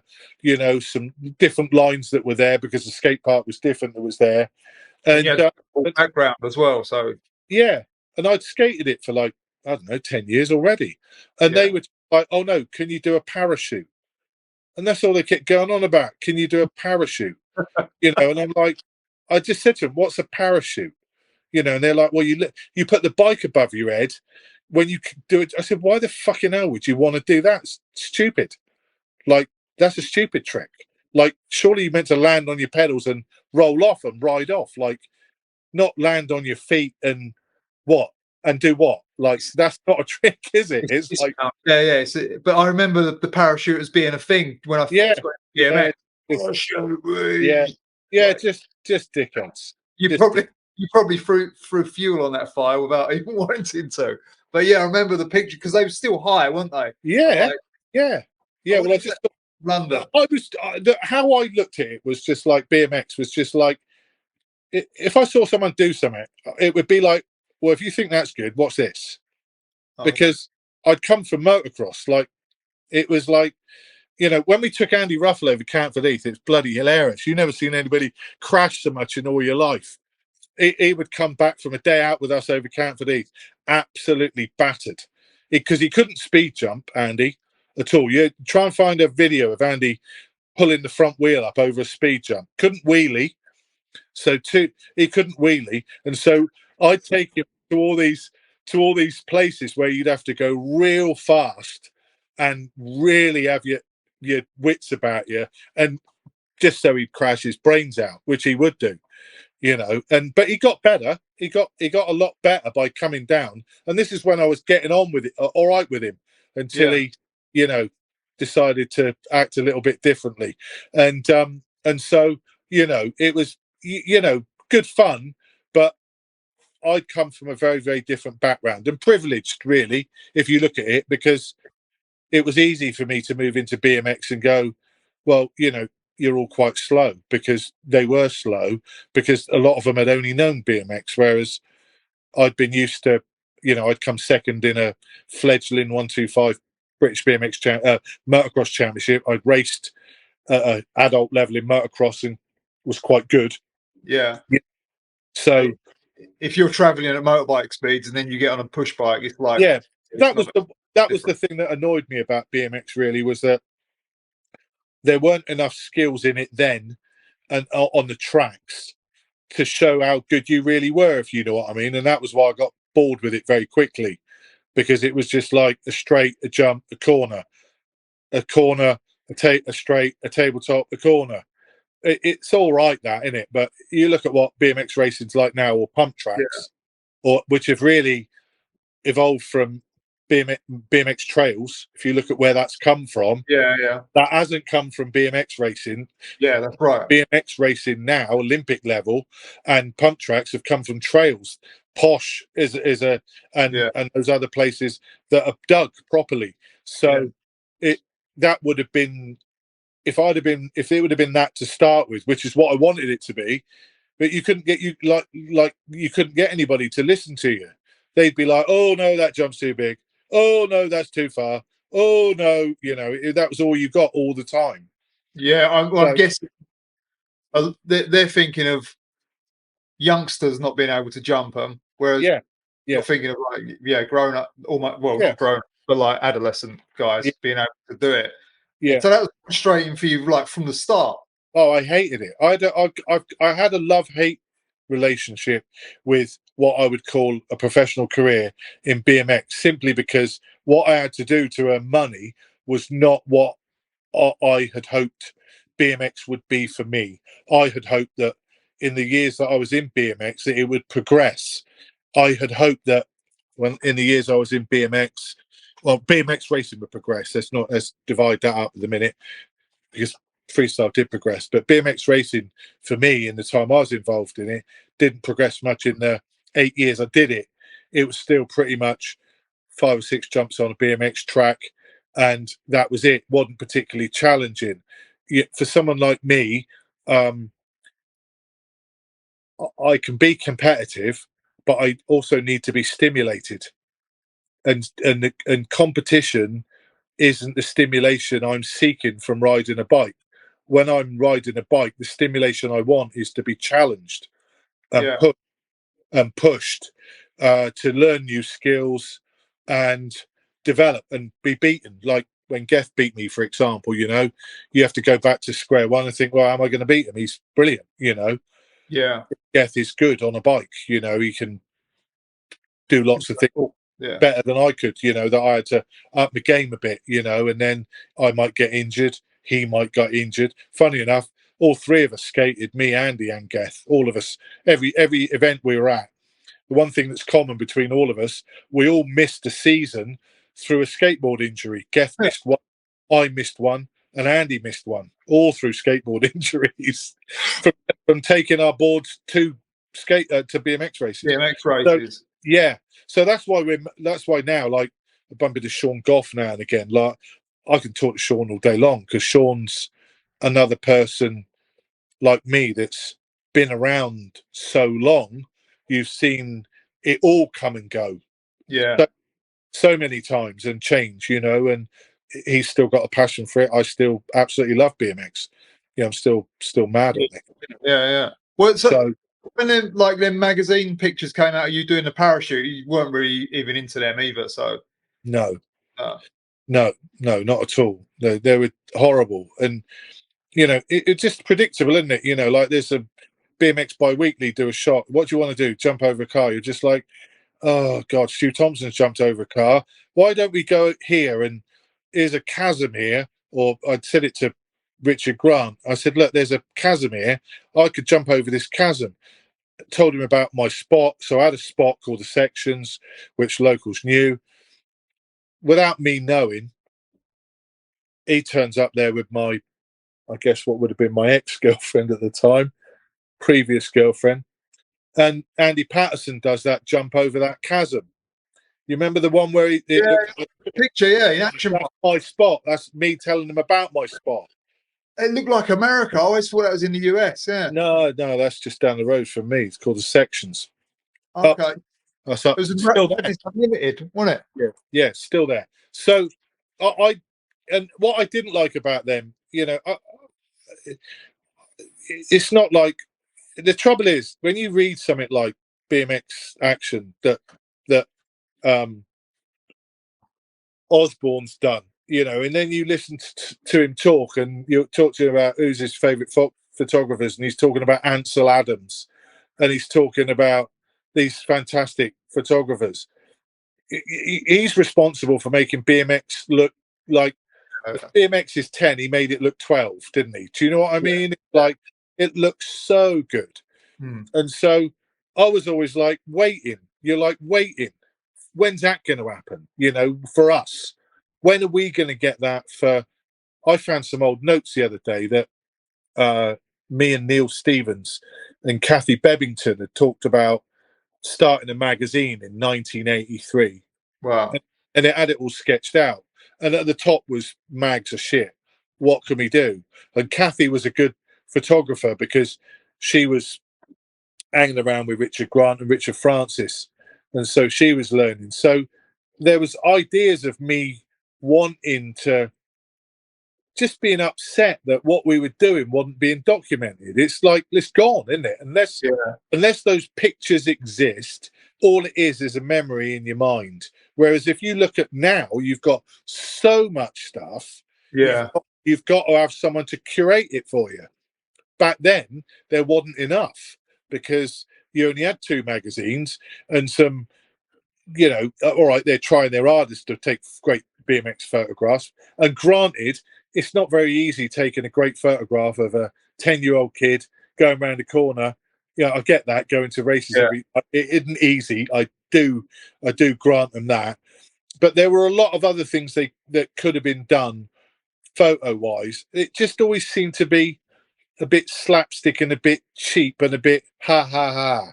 Whereas you got to remember though, like in the US, they probably had it for like 6 to 10 years before us. Well, they were like me. If you listen to, if you look at the videos and you listen to the interviews with Tom Lund, Bob Hanna, original OG BMX racer, Stu Thompson, the knowledge and the history that Stu and that early lot have got, like the first generation, Dennis Dane, Dave Clinton, and then you go on before that, the Rippon's Uncle crew, then you start really digging into deep, that all you've got again is what we had over here, which is a load of bums at motocross events watching dirt bikes race around Saddleback or the desert or whatever on Schwinn, and they're on Schwinn Stingrays watching them. If they're lucky, they've got a mate that rides one and they have a go on it.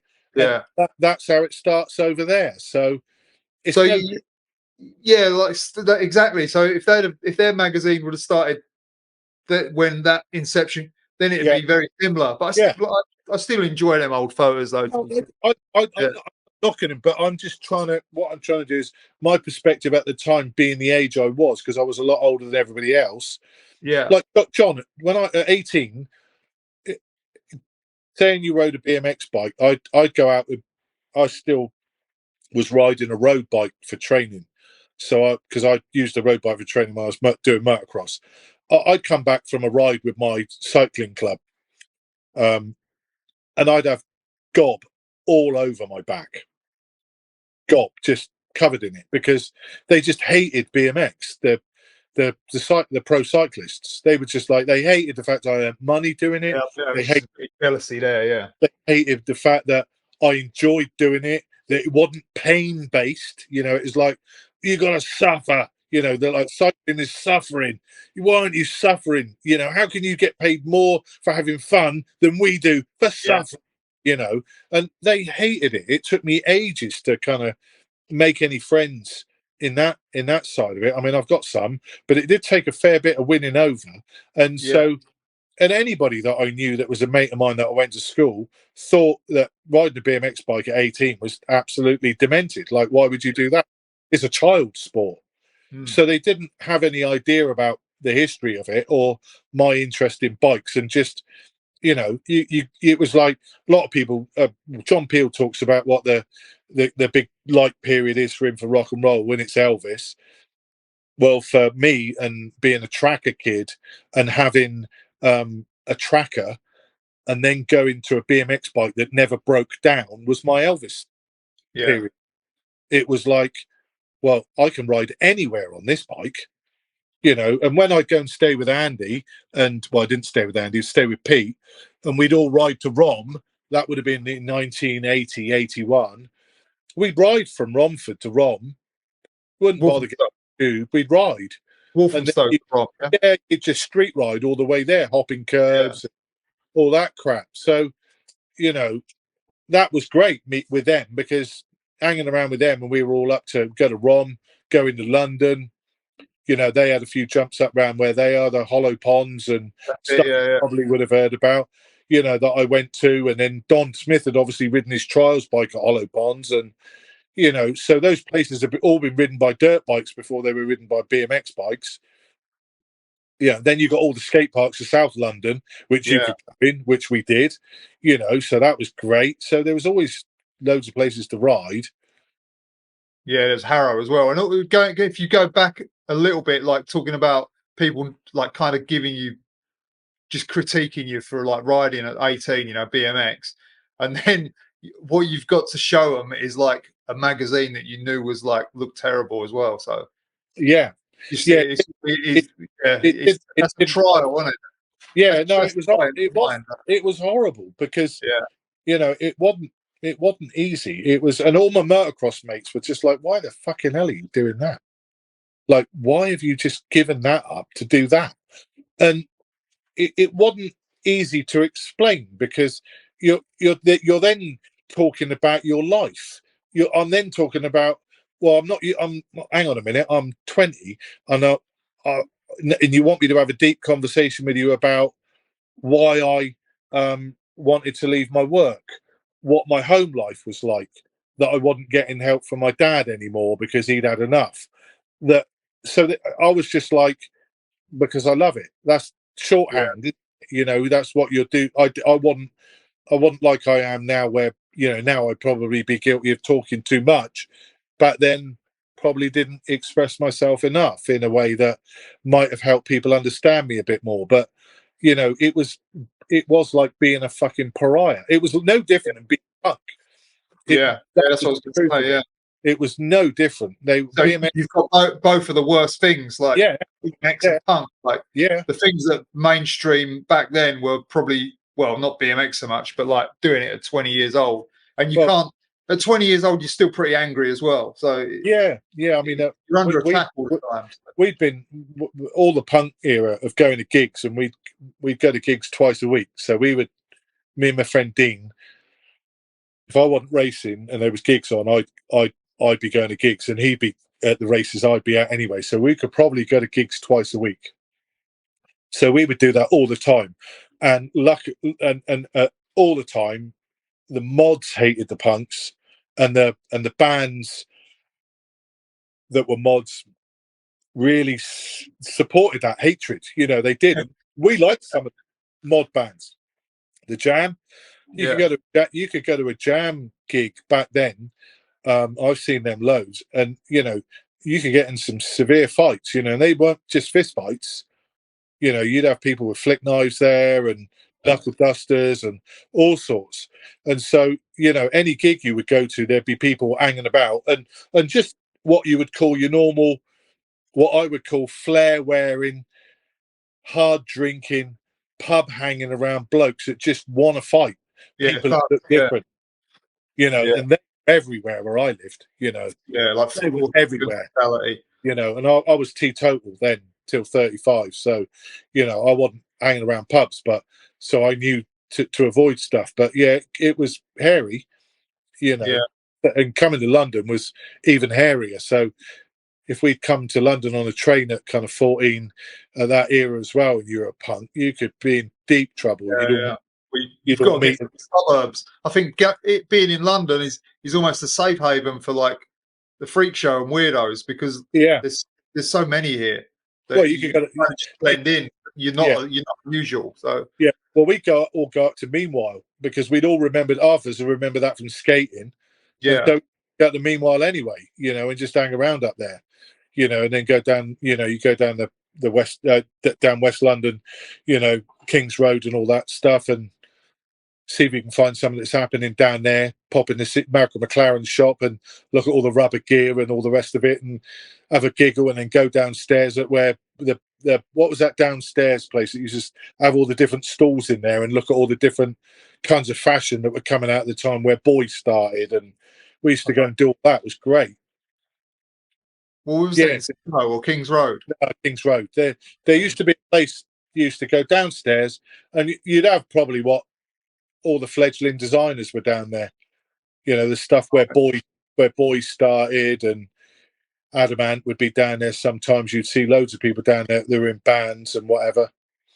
Was that some market or something? Was it called? Yeah, it was Summit Market. I can't remember the name of it. You know, I can't remember either. So we, like, at this point, you've kind of like you've left Mongoose, and did you get picked up for ride for GT? No, I didn't get picked up. I just left Mongoose without a deal at all.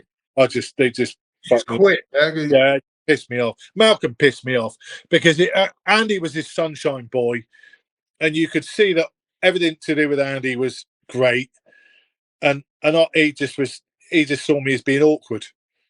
And bearing in mind, they wanted me to be the team manager, so I was driving the looking after the kids, helping with the kids.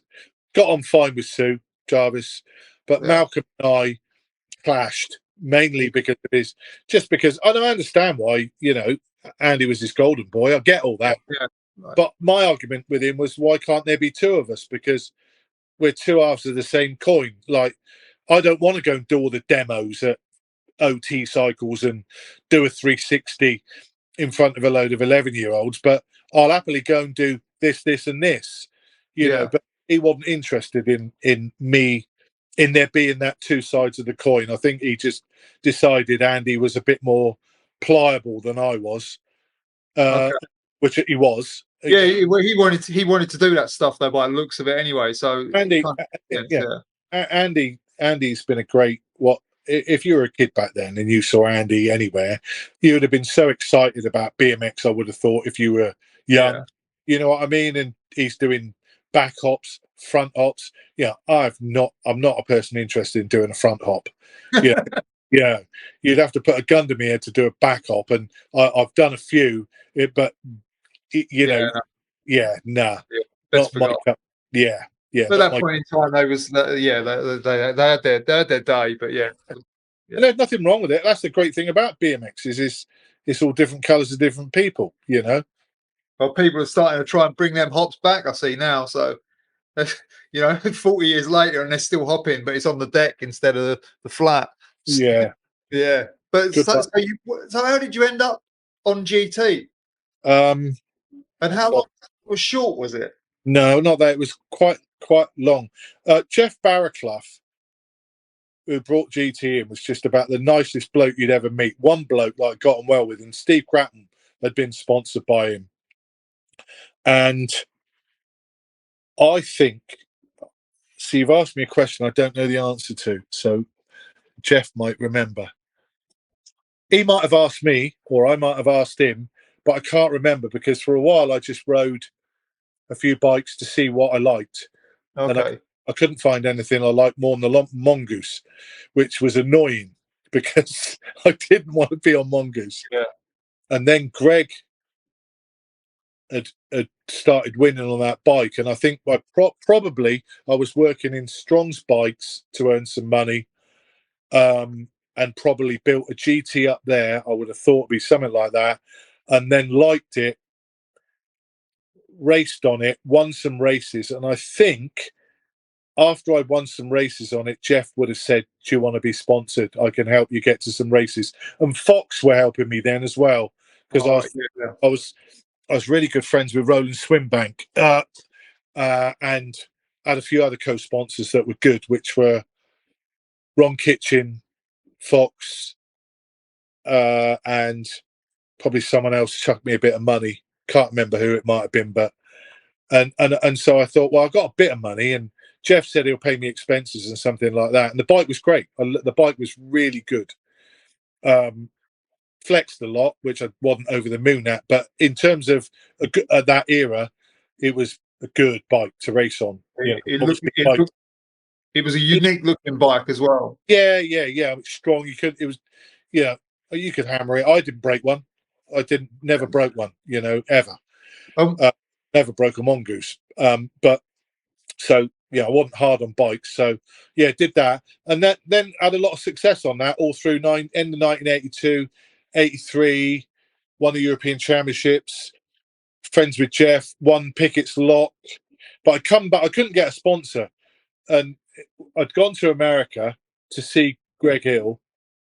He'd invited me over there after meeting me in 82. And I'd gone to the States to stay with him for a bit, do some training. And I came back, and at the time, no one wanted to sponsor me because I had an opinion. Yeah. Because you had a lot of adults running the sport that thought they knew better about it. And there were some dodgy things going on back then. You'd never quite know why you would be in a moto, and you'd never end up racing X rider for a year. You wouldn't even be in your moto. Do you know what I mean? So they were placing people in races that so other people could get through, and they might, you know what I mean, that kind of thing. Yeah. I'd had obviously a falling out with Malcolm, a few other bits and bobs, and I just really, really liked Jeff Barraclough, and I come back, and I just thought, I've got to get a sponsor here, otherwise this would be the end of BMX and me, because I could carry on making the parts and the rest of it, but I didn't see how I could keep doing it without getting a job. I wasn't working for Malcolm anymore. I was selling a bit of stuff with MRD, but that was hard work because it was all handmade. It was scalpels and screen prints, and it was craft. Yeah. And so I came back from the States and raced at Pickett's Lock, and I thought, I need to win here.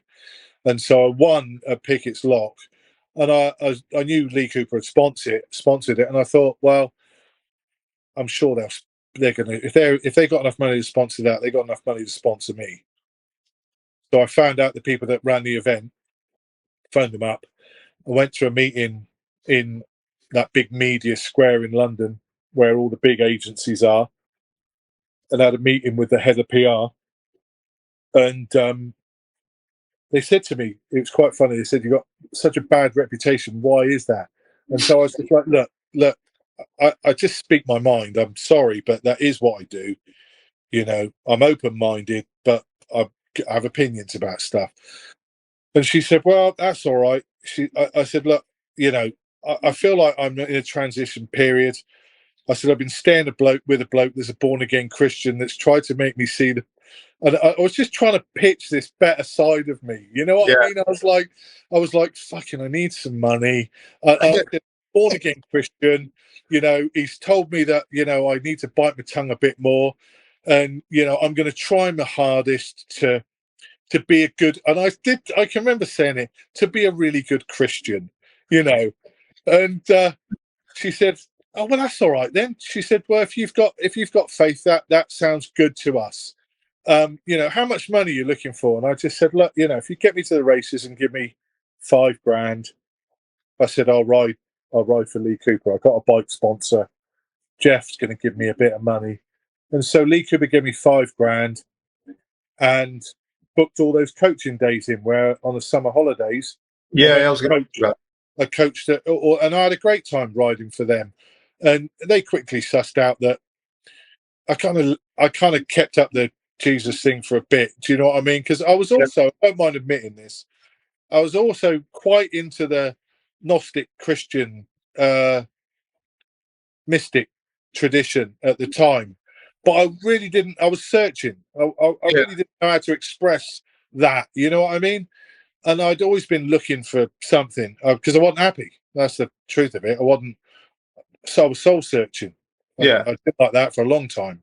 You know, for most of my life, and I'm not like it anymore. But I was then, and so I was a bit, I guess you could say, a bit skitty about wanting to believe in something that made me feel better, where it didn't make, where I didn't feel that I could put my focus into, that would take the focus on struggling, because at that time, growing up with Thatcher, growing up watching mates struggle with work, growing up watching racism back then, John, was It was just everyone was oppressed back then, really, and the oppression got passed on to whoever was next, didn't it? Like, it was vile, and it actually made me quite depressed. I don't mind admitting, and so now I look back and realise I was battling depression because I'd kind of come from this naive.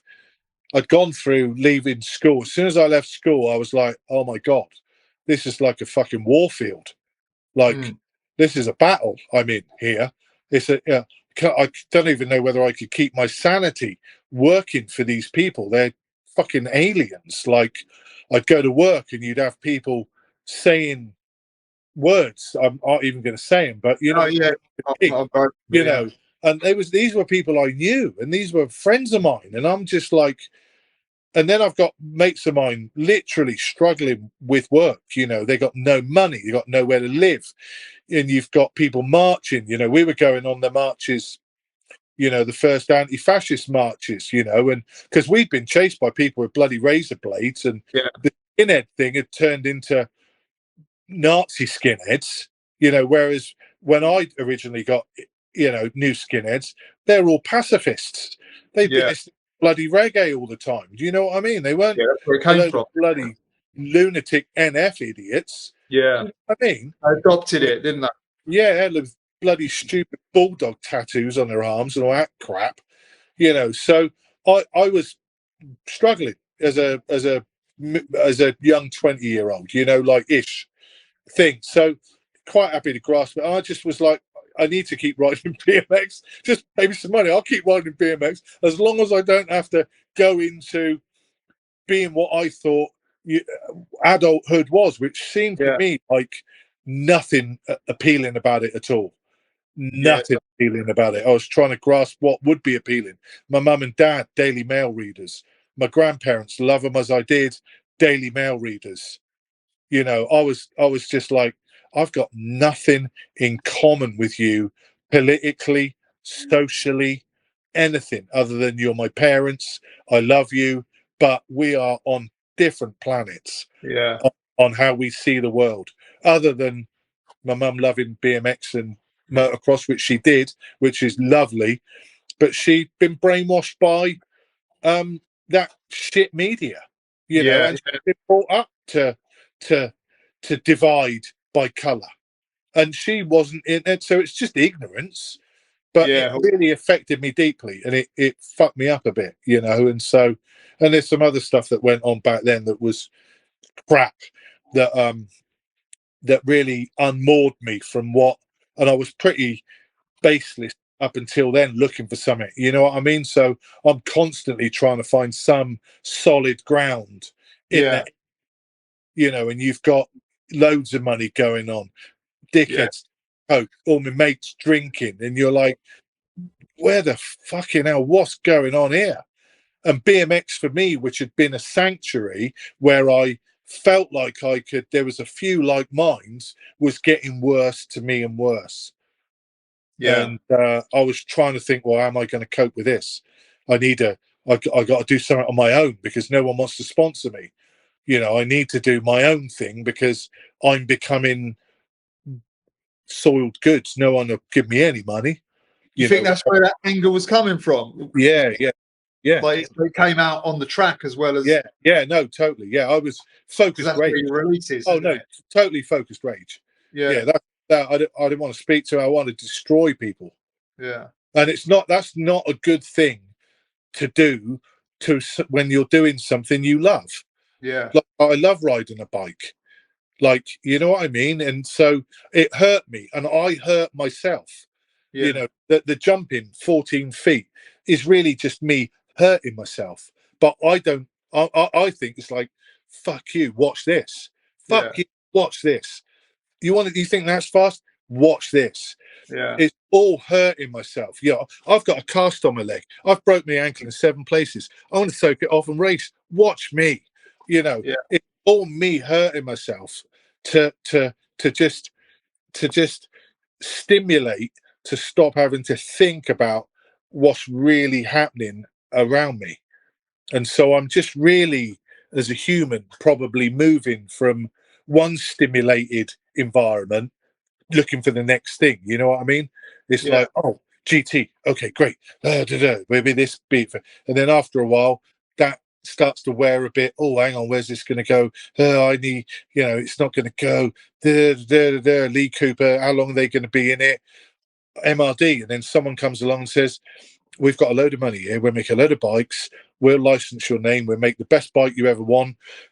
All you've got to do is turn up and race. You need a team. More stimulation for me. Oh, yeah. great.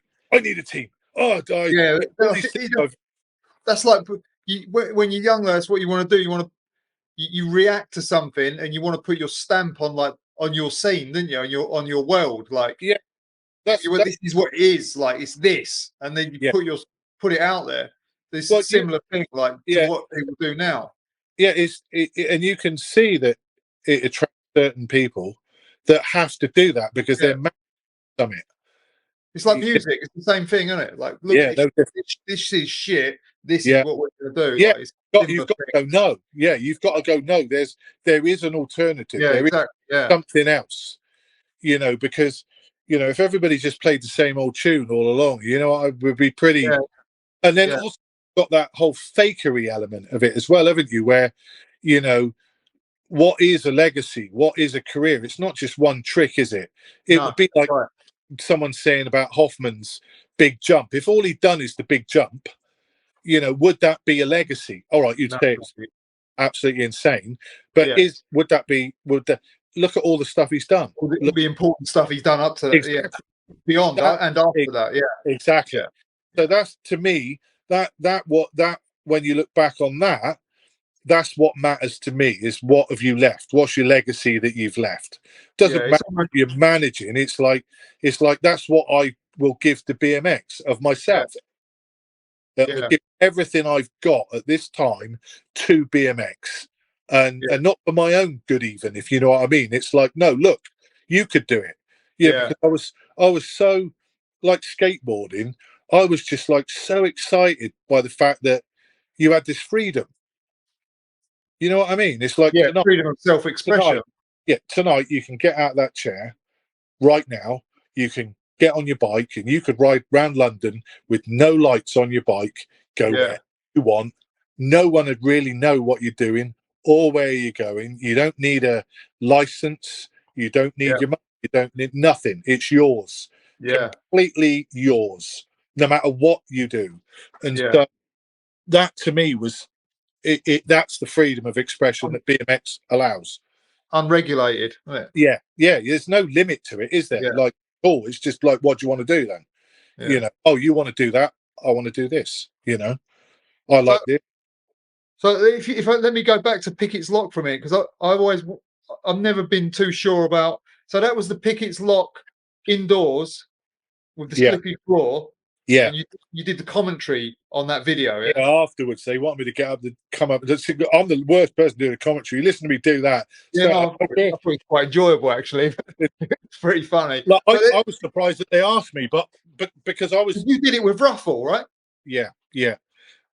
And was that the first freestyle contest here? Or was Harrow at Harrow? Was that Harrow was first, because Harrow was. But that one, everybody makes it out to be quite a big deal. But like, it wasn't that, you know, that was just a gathering. Bob was over here and he just wanted some sponsored riders. So basically that was just like a little gathering, and everybody'd heard about it.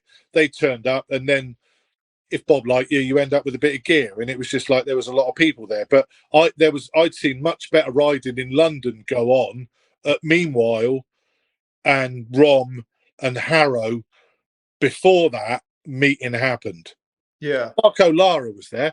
Yeah, that's right. Yeah. Marco was there. He was best rider in a skate Chris park Young was there. in that. Marco, Yeah. Marco was great. Craig Campbell, like, yeah, of course. I went to Rob in 1980, and Craig would have been there probably would have been a BMX race going on. I'd have had my skateboard there. Craig would have, I don't know how much older I would have been than him, but me and him knew each other. So we were at nodding, and he knew I liked him. And I got on like a house on fire with his brother. And so Craig was already doing, right when he was knee-high to a grasshopper, big airs in the clover. Yeah. Like big airs in the clover. And looking just great. No one looking as good as him really in that park at that time. Billy Stupple had his airs and the rest of it, but he wasn't as, and Bill will probably admit this, he wasn't as what I call as much of a all-round bike handler in all situations as Craig was. You know, Billy had his things, but Craig to me is like the first, and there's other kids that were great at airs and all the rest of it, but Craig could ride a bike. You know what I mean, don't you? Like, yeah. Craig could ride a bike. Yeah. And so you recognise that in people, don't you? You know, Bob Harrow, you know, you watch Bob ride. Bob's not a bloke that can really ride a bike all round like Craig can. That's why Bob's career is beautiful, fakey 180s, 540s, and all that stuff, because Bob don't look that great when he's going fast. Craig was undeveloped, I think, at that point as well, though. Really. Yeah. And Bob would admit that. You know, like, I think what I'm trying to say is, in a culture, an era, it's like your bit that you know what everybody's capable of and what they're going to do on a bike and what they're capable of doing on a bike. And it's not that you judge it; it's what makes BMX great. But there's always going to be those riders who rise above what you call even the good ones that become really, really good. And Craig was just, one of those riders, because he didn't he to me never looked like he's really trying that much. Neil, on the other hand, is, he's fast and loose. Neil, isn't he? Neil's got a different way, equally as rad, like so rad, but it's not as focused as different styles, like exactly. He's more edgy. No, if you're a BMX fan, you know that stuff, don't you? Yeah. And that's what matters to you. You know, those little bits. So Harrow at Harrow was after Pickett's Lock or before? Before Pickett's Lock. Okay. Yeah. I always wondered. I reckon I'm saying that because I was on GT when I was sat at Harrow. I reckon it might have even been that weekend. The same time. One was in January though, and Harrow looks like it was in the summer. Yeah, I don't know that. Bob popped over a lot because I took him out for a ride in my Mini once when he was down here, and I can't remember why he was down here for that, but he'd come down to. So it wasn't the NEC that he came over for and then did Harrow at Harrow, no? Yeah, it'll be something like that. Okay, that's what I always thought. Yeah, I think it'll be something like that, John, because they tied it all in. And Richard Grant would have that tied in with some kind of interview and plan what was going on in London and all that other stuff. So, because he also came for Earl's Court, didn't he? Yeah, but he didn't actually ride there. He just Hugh Thompson came to the first one. Yeah, that was the very, very early one where it's Earl's Court. Yeah. There was one where there was a dirt track. They put dirt on the concrete, and then wood berms. Like, honestly, you could barely ride it, John. You can imagine, can't you? Like putting dirt on shiny concrete, and it literally was like shiny car park concrete. Like Sheened, yeah. So Yeah, that yeah. was Solid. interesting. That was 1980. That was before the Earl's Court you're talking about. Oh, okay. Oh, I didn't know there was two. Yeah. Yeah. There was another one, and there was another couple of Skyway ones that they did in Bristol at the dirt bike show, and then at the bike show in Bristol. Yeah, that's right. I've seen that on video. Yeah. They've just cropped up, haven't they? That whole first period of it was just, if it hadn't been for the parents who were basically running everything, and I think the first magazines had gone bust. I think they'd all gone bust One once. turned into Action Bike, though, right? Yeah, but I think Didn't one turn into BMX Weekly? yeah, that's the Trials of Motocross News that turned into BMX Weekly, and then that went bust a few times, didn't it? They all had their financial difficulties, shall we say? I think Yeah. I might stand corrected on that, but I'm sure that official BMX shut with owing some money, and then started up as Action Bike, and then carried on, and then that obviously shut owing some money, and then carried on in its way, and then BMX Bi-Weekly shut, didn't it? And then I think Mark Noble ended up buying that, didn't he? Freestyle. He bought the Freestyle set, but it was owned by BMX Bi-Weekly. Yeah, sorry. Yeah. So Mark was doing that. So yeah, I think making money back then would have been hard. Yeah. You know, ad wise, and I know in their heyday, I think BMX Bi-Weekly had in one of the weeklies they'd sold 60,000 papers though. Wow. So at one point they were Yeah, raking. it was booming. Yeah. Yeah, and then like everything, it hit a brick wall Yeah. in 1985, end of 85. As Yeah. soon as the TV ended for the Kellogg's, that was the writing was on the wall. Yeah. It was just over. Yeah. What? Mountain biking, that whole thing of mountain biking. The thing that went on there was that the brands had figured out that if you invested in mountain biking, you could have a much more loyal customer for longer because they were older. Yeah. Yeah. You're going to grow with it. So, Yeah. so they pulled the money out of supporting BMX, and the companies put it into developing mountain bikes. And so all the money went out of that, and then obviously a lot of people who had been like, I guess, on the cusp of what they would call growing up, and then use the word, I gravitated to mountain biking, which is always, you always had the failed at BMX, made a career in mountain biking. Yeah. And then the people who genuinely just did love mountain biking and went and did it. Yeah. There was that, but there was always a group of people that were just like following the money. Yeah. And others who just genuinely just moved from one to another and thought, I love mountain biking, and that's what we're going to do. So you were talking about MRD, like, so you're making like the small stuff, the plates and the bars, and then you said someone come to you with this idea of MRD. yeah. So who was that then? So I made bars, plates, brake guards.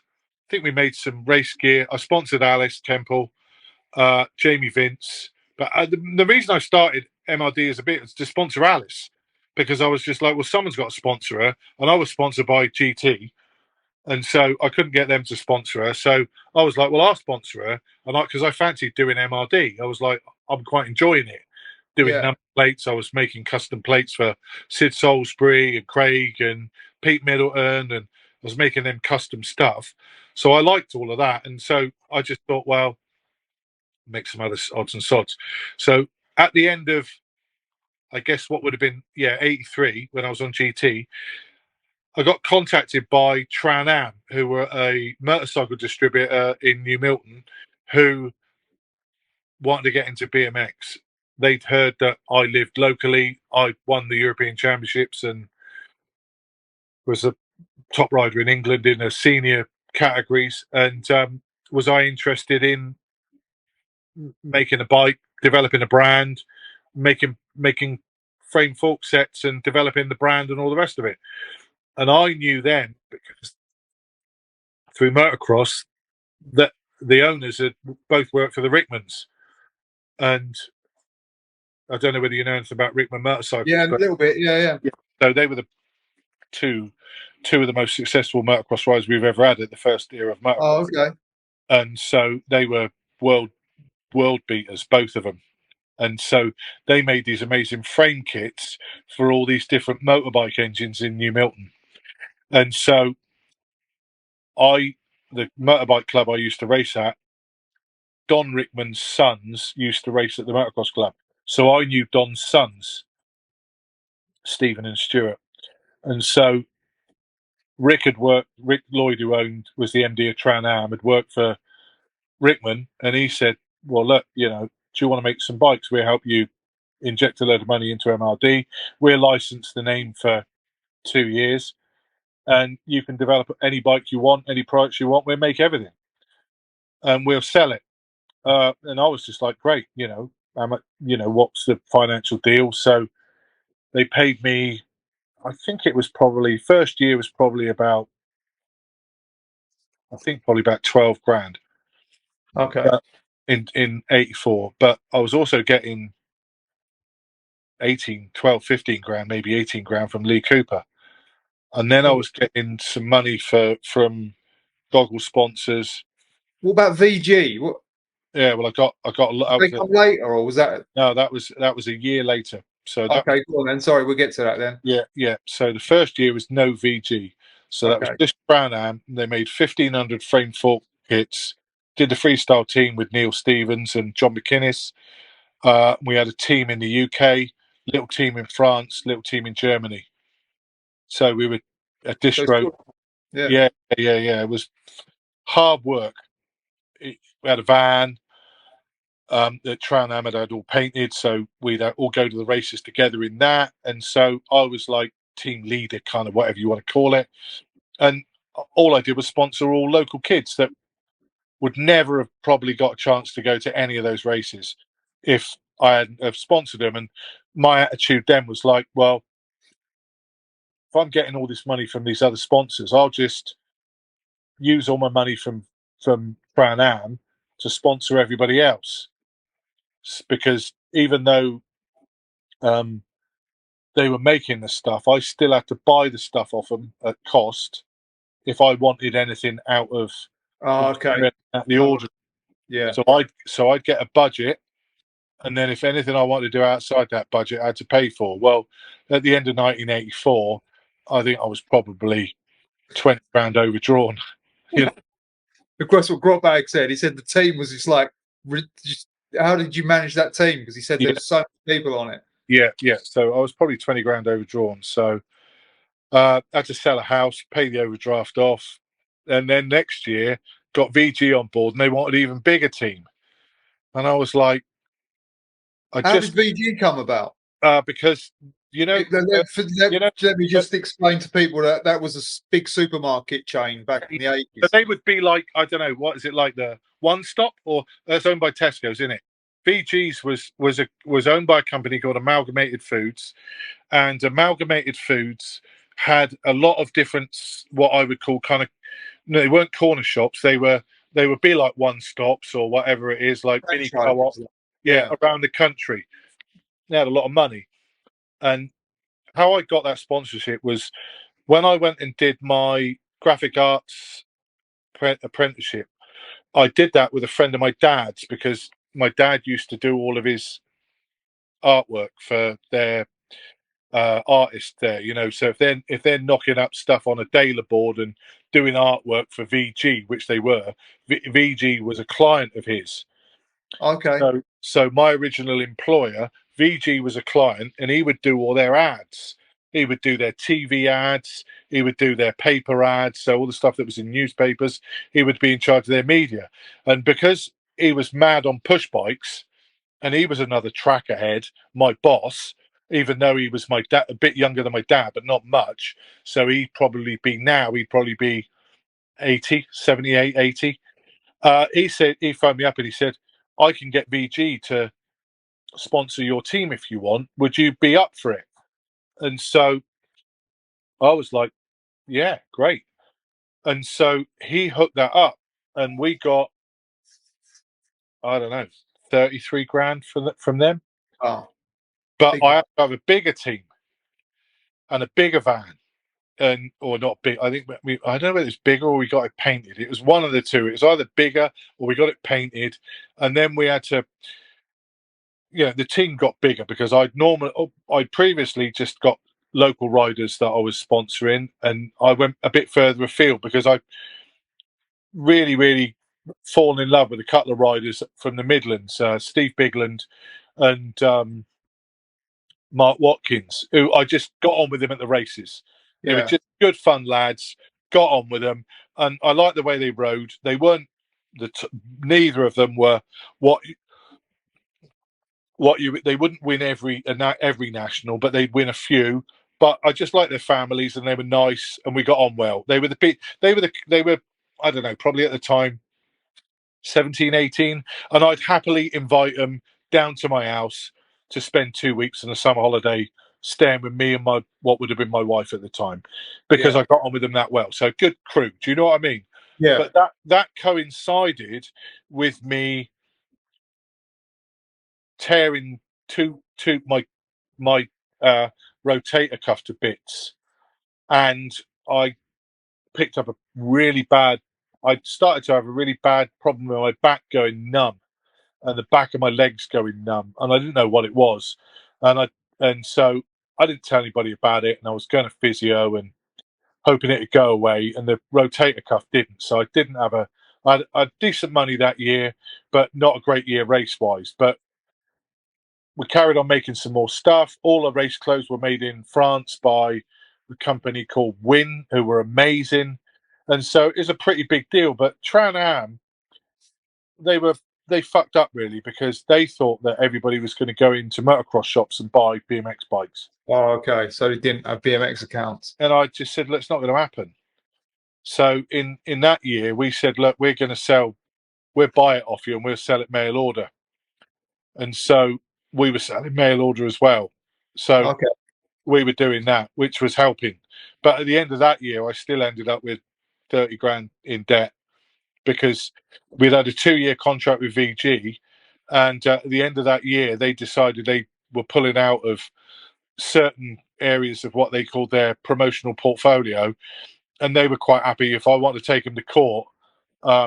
They said, you can take us to court, but your fees are going to be about 40 grand and we're only going to owe you 30.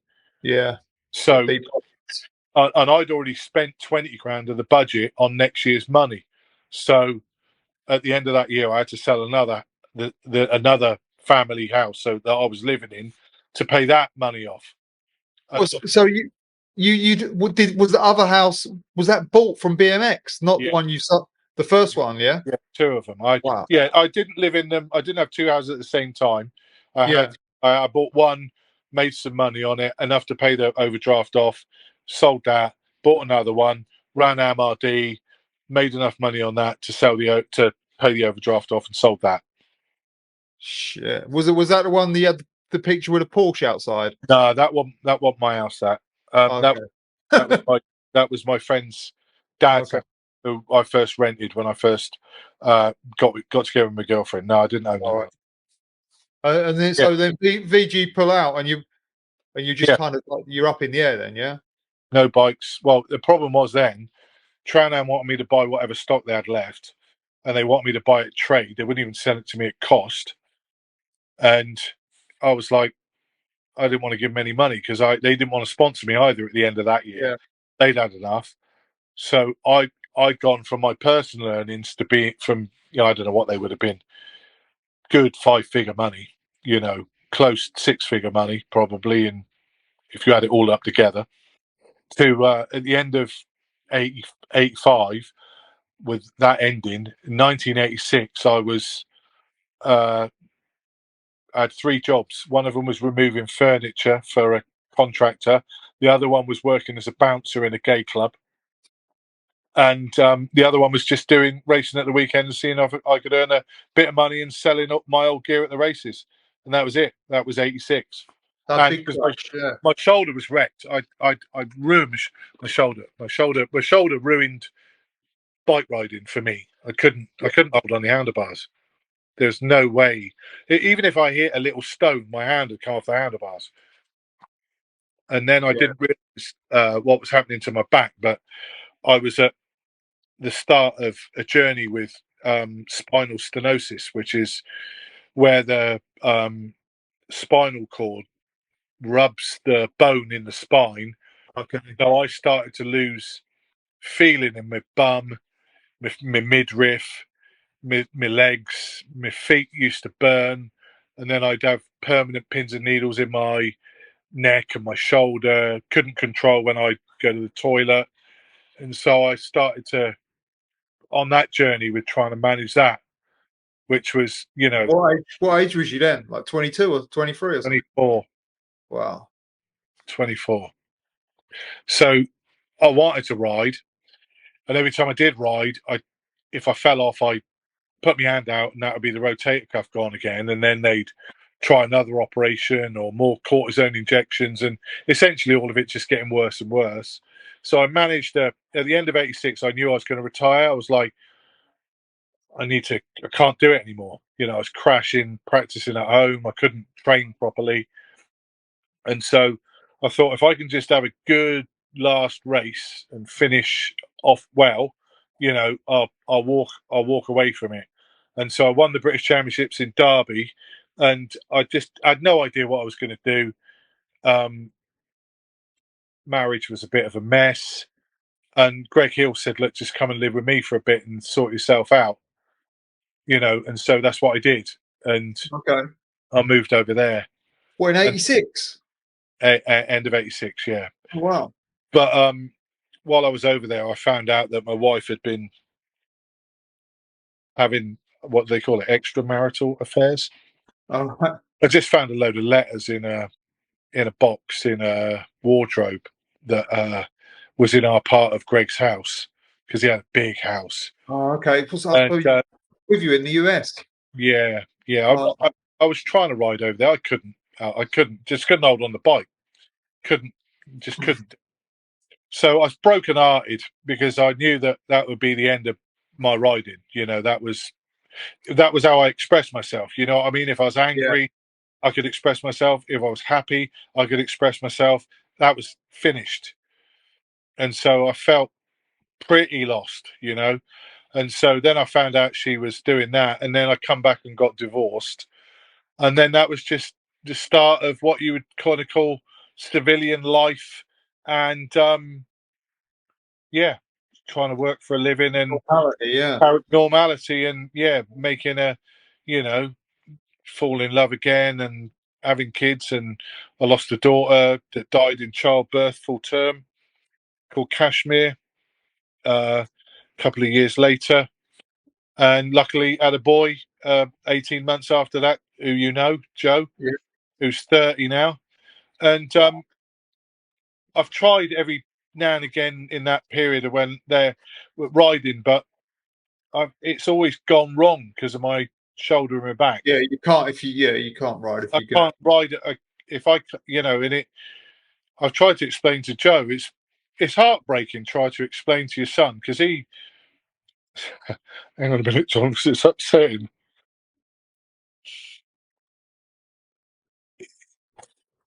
I haven't found anything else. Yeah. Ever to replace it. Yeah. Not magazines, not music. You can lose yourself in music. I get it. Can make you feel many things, but finally it was mine. Bike riding. And when you can't even hold on the handlebars, and you don't even know when you're going to have a piss or shit your fucking pants. Yeah. It's not a good look. You know what I mean? And it's like, what do you do? And all everybody fucking says to me is, "Why don't you ride?" Oh, yeah, I bet. Yeah, I think I've asked you a few times as well. You know what I mean? And you're like, well, I hate to say it, it's tough sometimes. And so the hardest thing has been learning to live with that. I'm lucky. I got an amazing partner. I'm lucky I can write. I'm lucky I can make the Albion, with Benson, and I'm lucky that I can make it. I'm lucky that I went and worked for Mark at Ride, and I could express myself through the magazines. in a way that maybe I couldn't have done when I was riding. But if you say to me, Tim, here's all that lined up, would you rather have ridden it? Like, I'd fucking bite your arm off. Yeah. I'd say forget all of that. Don't care for, because to me, it's media. It's not doing it. And the Yeah. most important part about BMX is not fucking media. Yeah. It's that's what's amazing about Posh at the minute, Like, the people that are going to miss that are not the fucking people that watch the videos, really. The Yeah. fucking people that are going to miss it are the people that went and fucking rode it. The Yeah. people that got on planes from all over the world and went and rode it. The people that dug the fucking place. Yeah. People that the wives or the partners of the people that dug it, that moan like fuck as they walked in with muddy fucking boots, and and the joy that the doing does. Yeah. And I think, for me, I haven't had that luxury since I was 24, and it is a monumental hole to fill. Yeah. It's big, and my heart's broken from it, and that's okay. That's okay, because I'm lucky to have had it, John. Yeah. Yeah. That's what I was going to say. Many I people don't have it at all. am lucky to have it, and that's Yeah. why I'm happy to give everything else I can, media wise and whatever, yapping wise or talking, back to it, because it's given me such a gift that I can cry tears of sadness of how much I miss it, Yeah. because it means so much to me, because it's been great and it's ours. No one, if you've got a bike, no one can take it from you. You know what I mean? It's like, you can't. Who's going to take that ride from you? Yeah. No, nobody. And so that's my feeling about BMX. So the rest of it, I like it. I know it. I'm old. I'm 60. But I do miss riding. Fuck, do I miss riding? So Yeah. it can be hard. Can be hard. But Yeah. I'm glad I did the other stuff. Like, you had Benson on the other day. We made quite a thing with the Albion. Yeah. We wouldn't have had the Albion if it hadn't have been for a lot of disappointments when Mark sold rides to a load of venture capital bastards. Yeah. Well, let me tap into the ride thing a bit then. So how did you end up coming back? Obviously, like you kept getting drawn back to BMX, like through your life. You've gone away and then come back many times. And then when you came back to ride, you didn't go. You stayed at 4130. Sorry, That was stayed since then, which has been a long time. Well, before that, I kind of was around the race scene a bit, dipping out, but that was to do with Anthony Revel and the Flavins and a few other people, Darren O'Neill, that was still into MRD, and we had some stock, and they were just like, "Well, we'll ride for you," and I was quite surprised that they wanted to, because I couldn't. Now if someone's got an injury, if I'd have had someone, a close friend like yourself or whoever else it might have been, they might have sat me down and said, Tim, all right, you can't carry on riding, but you could carry MRD on. Yeah. But there wasn't that person for me. Yeah. No one sat me down and said that. I was just like, well, that's it. I'm fucked. If I can't ride, I didn't feel legit. I think that's probably that bit is like, well, if I don't ride, how am I legit in BMX? I'm not. I didn't feel like I fitted, if you know what I mean. I wanted to be legit, and I felt like that had gone. So I was a bit ashamed, I guess, maybe. Yeah. But so carried on doing the team a little bit. Mum carried it on a bit, doing mail order, and we were helping Anthony Revel and a few other riders and the rest of it. And I'd gone off just try to earn a living. I was doing mortgages, flogging pensions, anything I could do at the time. Fell in love, got married, and when I got married and we had our little girl and she died, there was no way at that time I could have got into anything, because Yeah. I was in a mess. Yeah, yeah, of I course. was in a mess. You know, I'd had this experience of. It's very easy to explain. I'd I can't painted. even. Yeah, I can't even imagine. Yeah. Well, we painted the house. We've done the room. We've done the. Oh, is it going to be a boy? Is Yeah. it going to be a girl? You know, and then all of a sudden, at 9 months, 3 weeks, you've got a stillborn child, and Yeah. so I didn't think of any, and I just went down a black hole and ended up in a mess.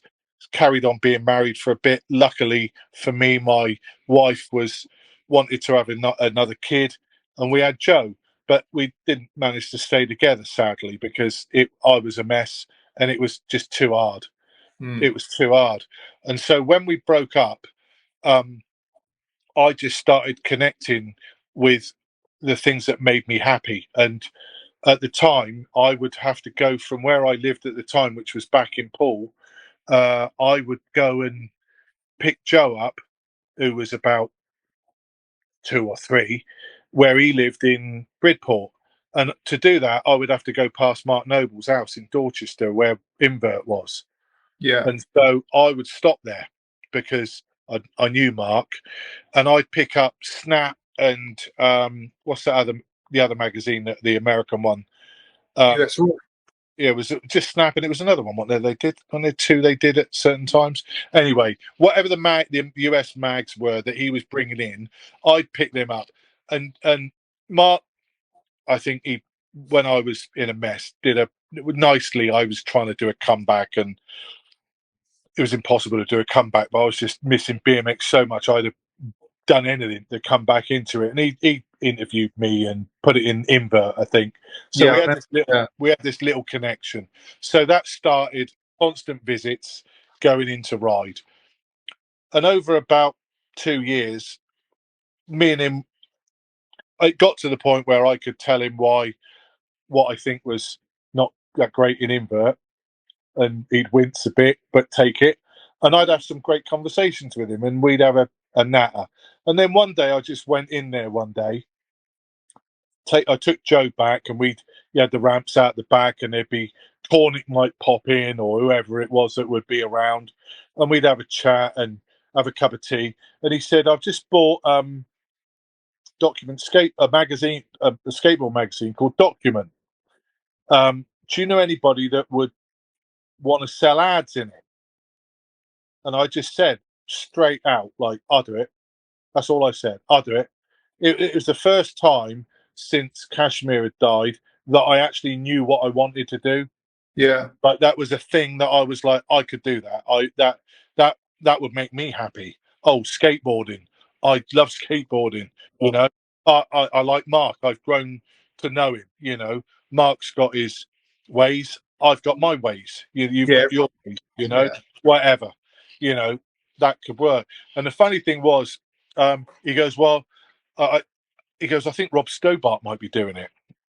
And I was like, I didn't say anything. And he said, "Well, look, just come and have a chat, and you'll have to have a chat with Barbara and Chris." And so I went up about a week later and sat around the kitchen table when they were in Dorchester in the big house, when Peter was working in the house as well, and they were living where they were working, and the ramp was out the back. Yeah. And I was so desperate for the job, John, so desperate. And my rent was about $650 a month or something. And I said, "Look, I'll work for you for £1,000 a month," because I just wanted a job. You know what I mean? I said, "Look, just pay me £1,000 a month for 6 months. See if you like me. If you don't, I'll fuck off." You know what I mean? And let's see what happens. And so I said, "But give me a crack of the whip." You know what I mean? And that's how it started, and it worked straight away. It worked because So was it Ride when you started? You was doing I didn't Ride. have anything to do with Ride to start with. Okay. They got me in there to do Document, and within 3 months, 4 months, I was doing. Barbara had been doing Ride as well, but I'd taken over within 6 months. I was doing Ride, Document, Dirt, and what else did they do? They was just shutting. What was that magazine that Chris did? The really nice. Yeah, they were really. That was shutting because that was Level. level. That was hemorrhaging cash. Unfortunately, way ahead of its time. Great mag. They had some great ideas, but it was losing loads of money. And so that was the period of it. So that would have been when Grot Bags was doing stuff, and you Yeah. lot had come to Bournemouth backyard and were there.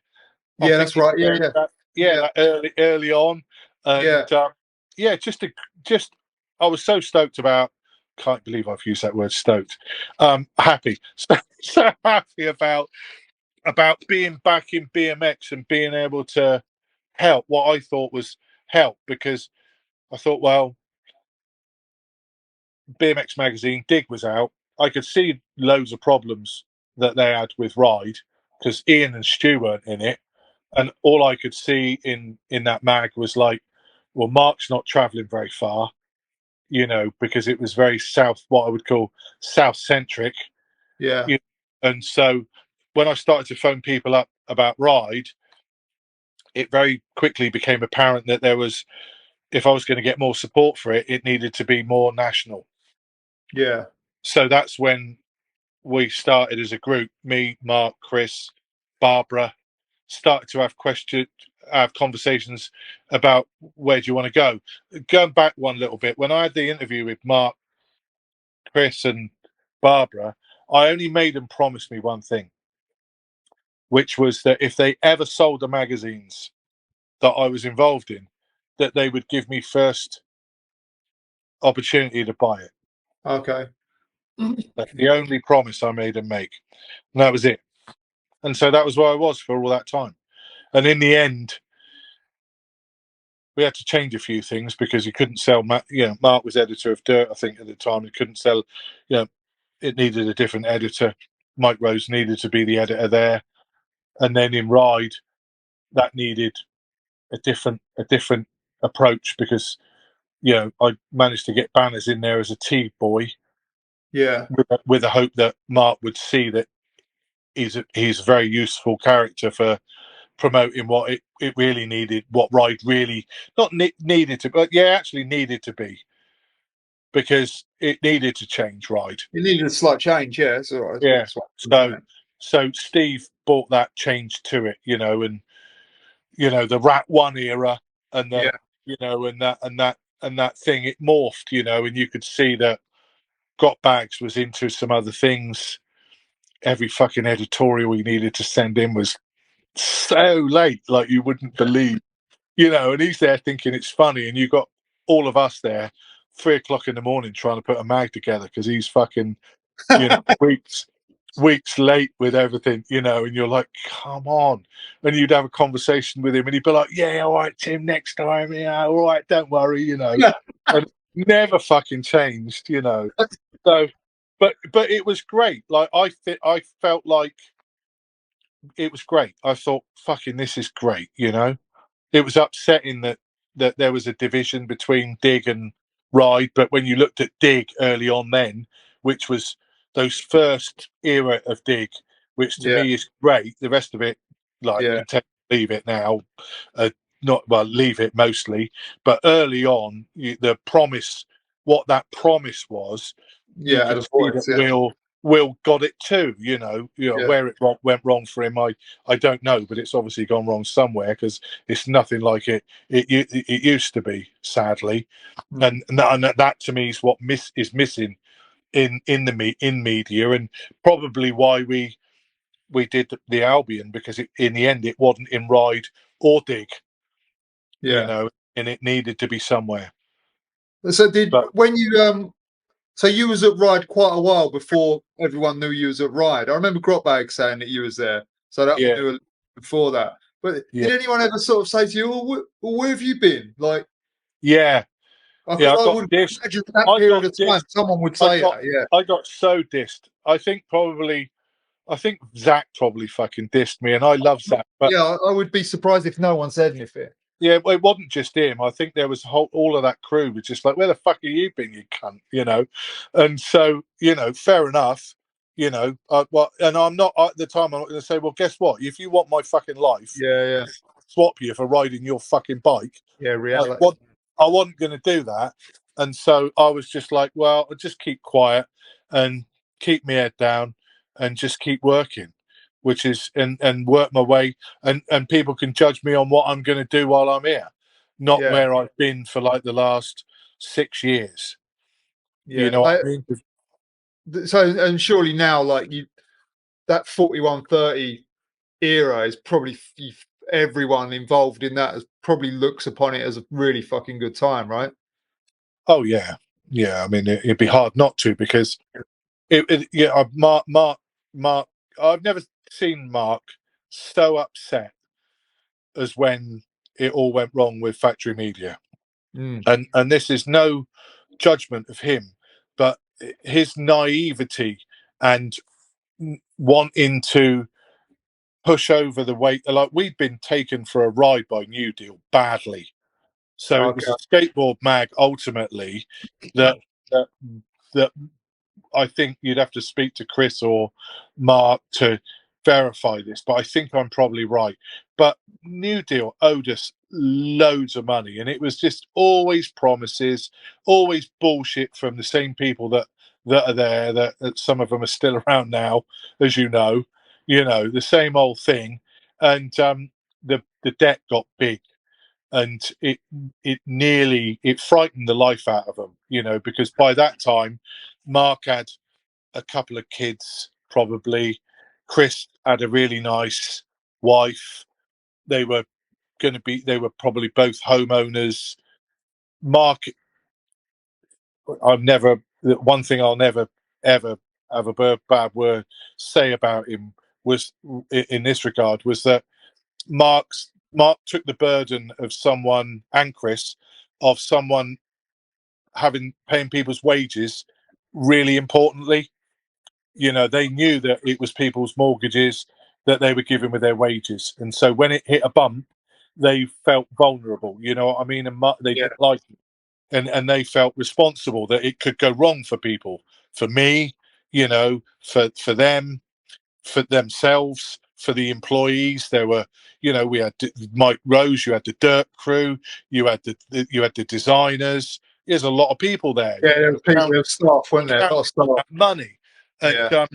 you know, I think when that deal came along, it probably sounded fantastic the way they pitched it, because they're walking in there knowing they've got a load of venture capital cash, and it'd just be like, well, yeah, everything's going to be great. It's just going to be what you've got, but better, you know.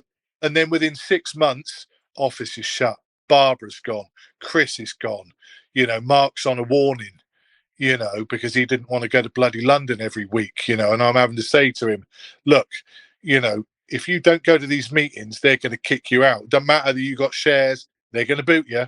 You know, they don't care. I'm telling you now. And I, after a year, you know, I handed me noticing. You know, I was like, I can't continue this show. They want me to lie. They want me to lie about traffic online. They wanted me to lie to Stu and Ian and all our advertisers about how much traffic we had coming in, you know. And I was like, I'm not doing it. I said, I've just spent 9 years. Like, when I got to work for Mark and Will, both of them lied about their circulation of magazines. I thought that when I was saying to advertisers when I worked for Mark, we sell 45,000 magazines, because Mark gave me this bloody great sheet that says we sell 45,000 magazines or whatever it is.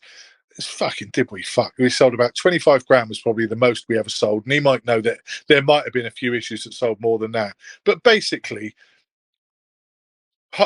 circulation figures were bullshit. As soon as I found that out, I was like, we've got to do a reset here. I said, there's no way I'm going to get on the phone to people I've only just re-met, like Stu and Ian, that I'm trying to make relationships with. Yeah. And I was speaking to you at Cyclone at the time. Yeah, that's right. Yeah. I'm not going to bullshit. Well, I'm going to be on the phone to John Dye, you know, and here's the only people that have kept BMX going for the last bloody however long. What? And I'm going to be here going, yeah, we do 45,000 magazines. I went fucking mental when I found out, because I didn't even find out because they told me. I found out because they left some paperwork out. And Will, you know, he was out there saying, oh, we're doing, you know, to all the Americans, oh, we're doing 25,000 this, 25,000 that. And you look at the print runs, like 3,500 or something. And you're just thinking, fucking hell, like, what a con job. you know, from both of them. And I don't mean it badly, but like, to me, if you tell someone, you know, you're only selling 25,000 magazines, or it's 20,000, just tell them the truth. They'll still support you if it's working for them, if that ad is working for them, if the 6-page bloody, what is it, Win Stanley's ads working for Carl, and he pays 300 quid a month for it, then what does it matter whether that's 12,000 or 30,000? It doesn't matter. What matters is how much. Yeah, it's working. It's working. Yeah, exactly. And so that was the only thing that ever pissed me off about what I found out about that. And once we sorted that out, and that was always an issue I had with Jim Peskett after Factory Media took over, because Document actually did better than Sidewalk quite often. Oh, really? But the Pitch and that other magazine, the one they were doing in Europe, whatever it was called, which Kingpin. Kingpin, which did absolutely shockingly. And so, but the Pitch at Factory Media was, oh, that's our golden magazine up here, and you know, and so all the Document lot got binned. You know, Percy, Joel, Kingy. Oh, were they were the first to go? Yeah. Yeah, they got fucking binned. You know, and you're like that. You know, it was just horrible. Yeah, and you could see the writing on the wall. You know, you'd sit there for these meetings with Factory Media, and they'd be saying the future is online, and you'd be going, "Hang on a minute, we're still selling 18,000 dirt magazines, 15,000, 20,000 ride magazines. We're selling 12,000 documents. I know online's great, but this is generating good income." Yeah. And they didn't give a shit. They just thought, no, it's all about Empora. Yeah, I remember. Yeah, I remember that story. All about Empora. They pushed hard on that. It didn't go nowhere. Yeah. And so here you go. Then what happened to all those brands? Dirt, Parked Up, Ride BMX. Good old Stewie's had to buy it, but can't make it work at the minute. You know, and then Wheels had to dig into, you know, a pay-per-view, you know, essentially media platform where unless you, for the most part, you know, you ain't getting it. Money, you ain't going to be on there. Yeah. You know, how can you have a BMX magazine or online and not have the Backyard Jam up on that? You know, he wouldn't even put the bloody Backyard Jam up on there. Stu asked him to put it up there. It's just ridiculous. You know, petty crap. So, yeah, annoying. So, and that's since then, you know, you can see why when I inherited that money, you know, enough money to get a print bill done for the Albion, I was like, well, something needs to be done. Someone needs to do something. I didn't even care if I lost that money.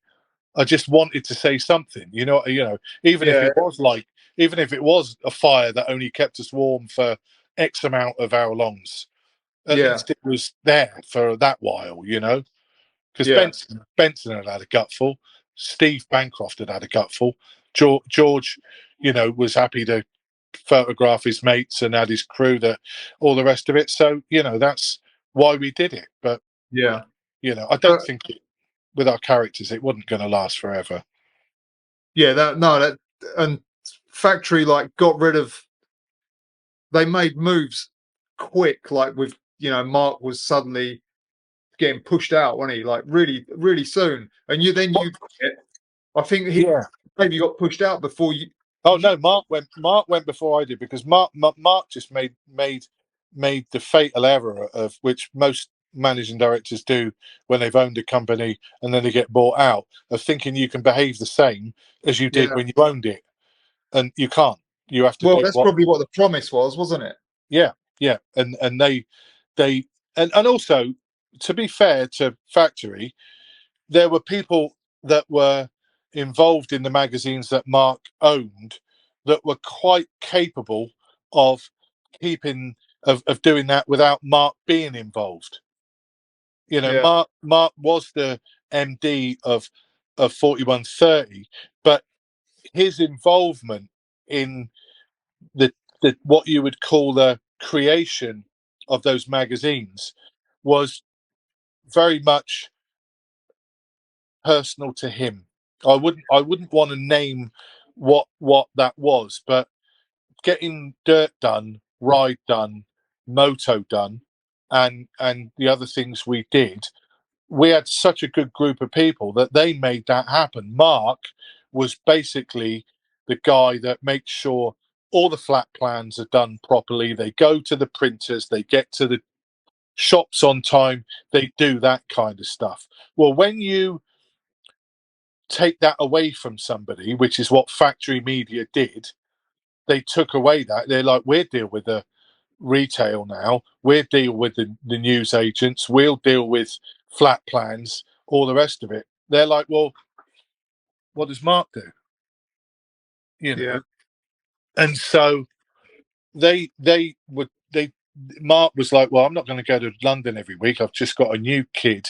I don't want to go to London. And he did dig his heels in. And I think probably in hindsight, if you ask him, maybe he wouldn't have acted how he did. But in the long term, it wouldn't have made a difference if he would have bowed down and done what they wanted or not, because in the end, they fucked it all up anyway. Yeah. And so at some point, he would have either, if he hadn't have been sacked, which he, or whatever it was they want to call what happened to him, given his warning and then booted out, lost all his shares, he would have resigned at some point. Yeah. Because he wouldn't have been able to watch what they were doing. But that's what I think. That's what they were trying to do, though, was push him out. Like, they made because what happened was we were meant to go up there for meetings. I went up to the meetings. Easy for me. I don't mind going to London. My girlfriend's in London. My girlfriend was in London at the time. It was easy. I'd go up there. Great. I'll do that. I'll sit in there with a meeting and listen to all the crap that the Factory Media idiots are telling me that's going to be the next big thing and all the money and what they need. And then I'll go off to my girlfriends and have a great time. Yeah. Great, I can do that. And then I'd feed back to Mark and I'd say, Mark, you're going to be on a written warning in a month because you've just missed 2 meetings. And I don't think Mark believed me. And I don't think that's because he thought I was a liar. I just think he had been painted such a rosy picture about how great it was going to be, how he was going to be able to have his shares, it was going to grow, he's going to be involved in the growth of the business and all the rest of it. It was like, well, surely that can't be true. Surely they're going to send me an email back and say, Mark, you don't need to worry about it. We'll do our talks online. I think Mark was in it there. I might be wrong. I might have that completely You wrong. could imagine thinking that yourself, couldn't you? I could imagine thinking that in his shoes, like, oh, yeah. But I they moved from they shut Dorchester down, got rid of Margaret, who helped there for bloody years, who was great. Yeah. Lovely, nice little family vibe. It was great, I remember that the old, oh no, we're not going to shut that office down there, and then it was gone like real quick, like months. Exactly. Like, gone. Yeah. That was Factory Media all over, and it didn't get any better, and like the type, when James, whatever his name is, Carter, who would have been my manager, he'd sent me an email, and I was the only person that was working there that had met their targets for sales, for ads, and because our mags were great, you know what I mean? We were doing good, and so met all the targets. The rest of it. He sent me an email saying you need to sell buttons to all your advertisers, and I phoned him up and I said, we haven't got the traffic for them to pay for that. I said, just put them on there for free and give it to them as part of the deal they got now. Online advertisement. Yeah. I said, just give them to them free. You've not got enough traffic. And he was just like, well, we're buying clicks, And I said, I'm not going to tell them to pay for buttons where you're paying for clicks on Empora. Not going to happen. Yeah. And so he said, I want you to sell buttons. I said, well, I'm resigning because I'm not doing it. And that was me resigning. And then I got in a battle over money. He tried to be a nightmare over money, tried to rip me off over that. I had to get ACAS involved in that. So yeah, joy. Fucking glad to see the back of them assholes. Yeah, they did. They held a lot of damage over the year. Yeah. Fuck. No, I won't say that.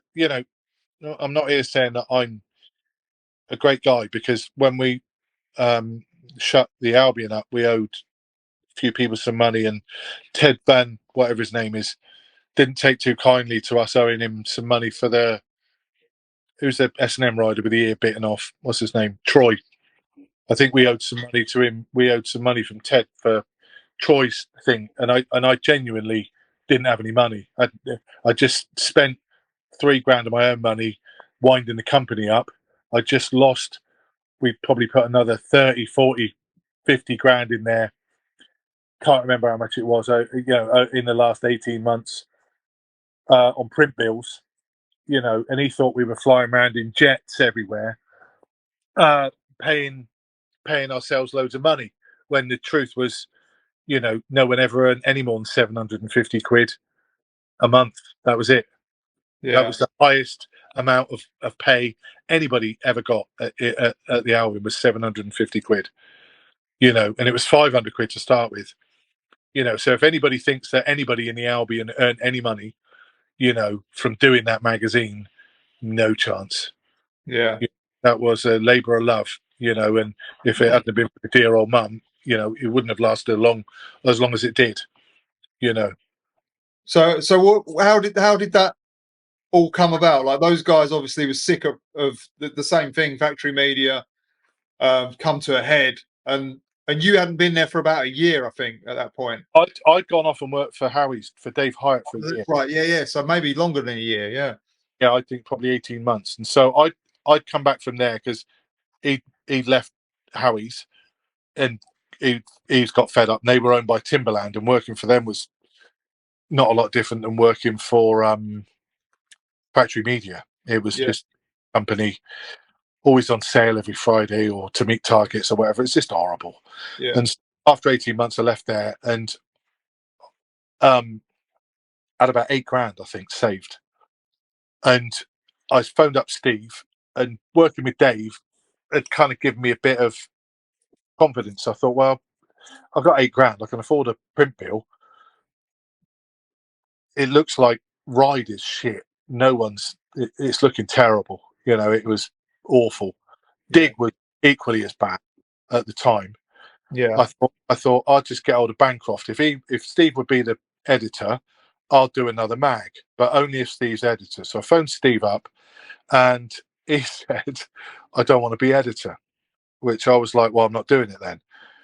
And he's like, really? I said, yeah, I'm not doing it. I said, look, I've got everybody. And I phoned Ian. I'd phoned Ian. I'd phoned Stu. I'd phoned Carlo, and I phoned Russell Merry. And I said, right, I want to do a mag. It's going to be free. We're going to print 9,000. We're going to distribute it. You can distribute it. We'll send you however many you want. You can give them out with bikes and the rest of it. We're going to put the rest in skate parks. And here's a list of where it's going to go. Shops, the lot. You can do whatever you want. If Ian wanted 2,000, we'd have given him 2,000 mags. So Stu, Ian, I asked them all for. I got to think it was either 2,000. It was 2,750 quid each. I said, if you commit to doing 2,750 quid each for 2 years, and that would give him, I think, 5 pages. I think it was 5, might have been 6 or 7. I can't, whatever it was. It was divided. Yeah. And they had enough to do it, and they all said yes. Every single one of them said yes. So I said to Steve, I've got this money. I can pay the print bill. Should we start a mag? And he was going, like I just said, he didn't want to be the editor. So he said, but Benson and George are just going to do a fanzine on their own because they're fed up at Ride. They'd be interested. I said, well, I'd need them to be more than interested, and I'd need you to guarantee that they're the right people to me, because I don't know. Only know Benson because I chose his music on the No Front Teeth video, and I like it. And all I knew about Benson was he hung around with a load of middle class blokes that tried to pretend they were poor in Sheffield, and create a great scene up there. You know what I mean? Which they did. I loved all that lot for that. Voices, I just was mad for that. Yeah, I loved it. And so I thought, okay, that they're the right kind of people. You know, I'd seen George's photography, and Steve had used them in the mag, and the stuff they did looked great. So we all met in a pub called the Railway Inn, I think, in Christchurch. That was the first meeting, and I met them, and I quite liked them, and they were just. Then they said, "Well, we want to be partners," and I said, "All right, well, what?" You know, I've got enough money for the print bill. Well, the print bill's going to be £9,000. Let's split that 4 ways. And you could see them wince, you know what I mean, at the meeting. Yeah. And they were like, well, we haven't got like £2,000 each or whatever it was. And bank offers, well, I don't know whether I got £2,000 to put into that and I was like, so this is going to be a decision I'm going to have to make all on my own here. Is it all equal? And we're just all in it together when I'm paying the print bill. And they're bringing, what they said they were bringing was the first issue's articles, and after that, hopefully we'd be on our way. You know what I mean? Yeah. And I just thought, all right, I'll give that a go. You know, and that's so you fronted the first issue. You fronted up yourself. I fronted all the money for it. Okay. Yeah. So that was that, and so that meant that when we got the money back in, we had a float. You know what I mean? Had a bit of a float because that first issue went well. We had out there advertising, but the trouble was Carlo backed out. All right. He was still loyal to Ride. I think Will had talked him into doing a deal in Dig, and that was what he felt like he was going to do. And so I was already on a mag that was being given away free that I basically worked out we could just about do by the skin of our teeth with the budget that I'd done with X amount of pages sold. We were already 2,750 quid down. So that, and then that was when they were on 500 quid a month. Within a couple of months, I might have been a bit longer, Benson had lost his job with Ian as chief photographer down there. So his income halved. Steve had some things he was doing already, and I think George might have been doing some freelance stuff. But within a while, I'm not going to put a date on it because I'm not very good with dates, but within the first year, Steve comes to me and said, 500 quid's not enough. It's got to be 750. And so I said, well, that means that's an extra 500 quid an issue each. So that's 1,500 quid on top of losing Carlo's money. I've got to pay, and we're still not making any more money because the ad was fixed. You know what I mean? It was the print bill was fixed at however we were making, which I think was 9,000. Because I didn't want to let anybody down. If anybody said to me, "You're lying about your print bill," I had an argument with Carl Winstanley because he said, "You're lying about the print bill." I said, "I'll send it to you. You know, I'll send you the print bill." I said, "If you think I'm lying, you're an idiot." You know, I said, "You're an idiot for not believing me." You know, so I said to him, "If anybody wants to see the print bill from our printers, they could have had it." And I sent it to people. Stu with it. You know, you can ask Stu, you can ask Ian. Yeah. They saw, and Russell Merry. Russell backed us. You know, Russell put his money in his pocket. So they were the main backers. And then obviously trying to convince Mason to do some ads with us was like getting blood out of a stone at the time, and very difficult, and not made any easier after Steve did Elephant and Nick volume examination off him. Yeah, it's not even harder. But there's a few other that were there. But the main, Crucial pitched in. You know, they were great. There was, the regulars are in there, and they loved it. They got sent the mags. Everybody that advertised got the mags. And then what I would do is I'd fill up the car and I'd go around places dropping the mags off. So I'd go to Prevail, other skate parks, drop some down wherever, other places that need them, and that's what we did. So CSG would send them out with all their sales to BMX shops. Ian and Stu did the same. And then it was well received, that magazine. Like, oh yeah, they loved it. Yeah, it was really well received. And I looked at it recently. I told you the other day, and it kind of got because it was really good. Like, and if you look at it now, I realised that it was better than what I thought it was when it was coming out, because I just got used to seeing it.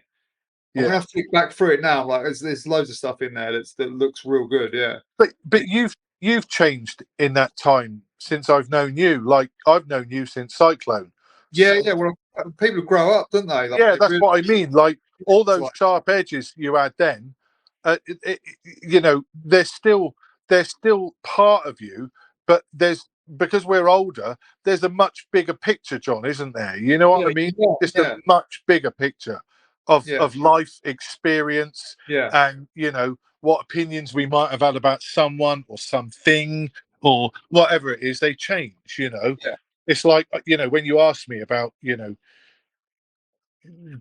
about Benson, do you know what I mean? What does he think? You know, and Benson can have comments about me and the rest of it. I'm not going to say anything bad about what we did. All that happened was that, and you'll know this from experiences, when you take money, and that when there's not much money and people are broken. Benson was broke. He was trying to break into, I think he was being a runner in the fashion business.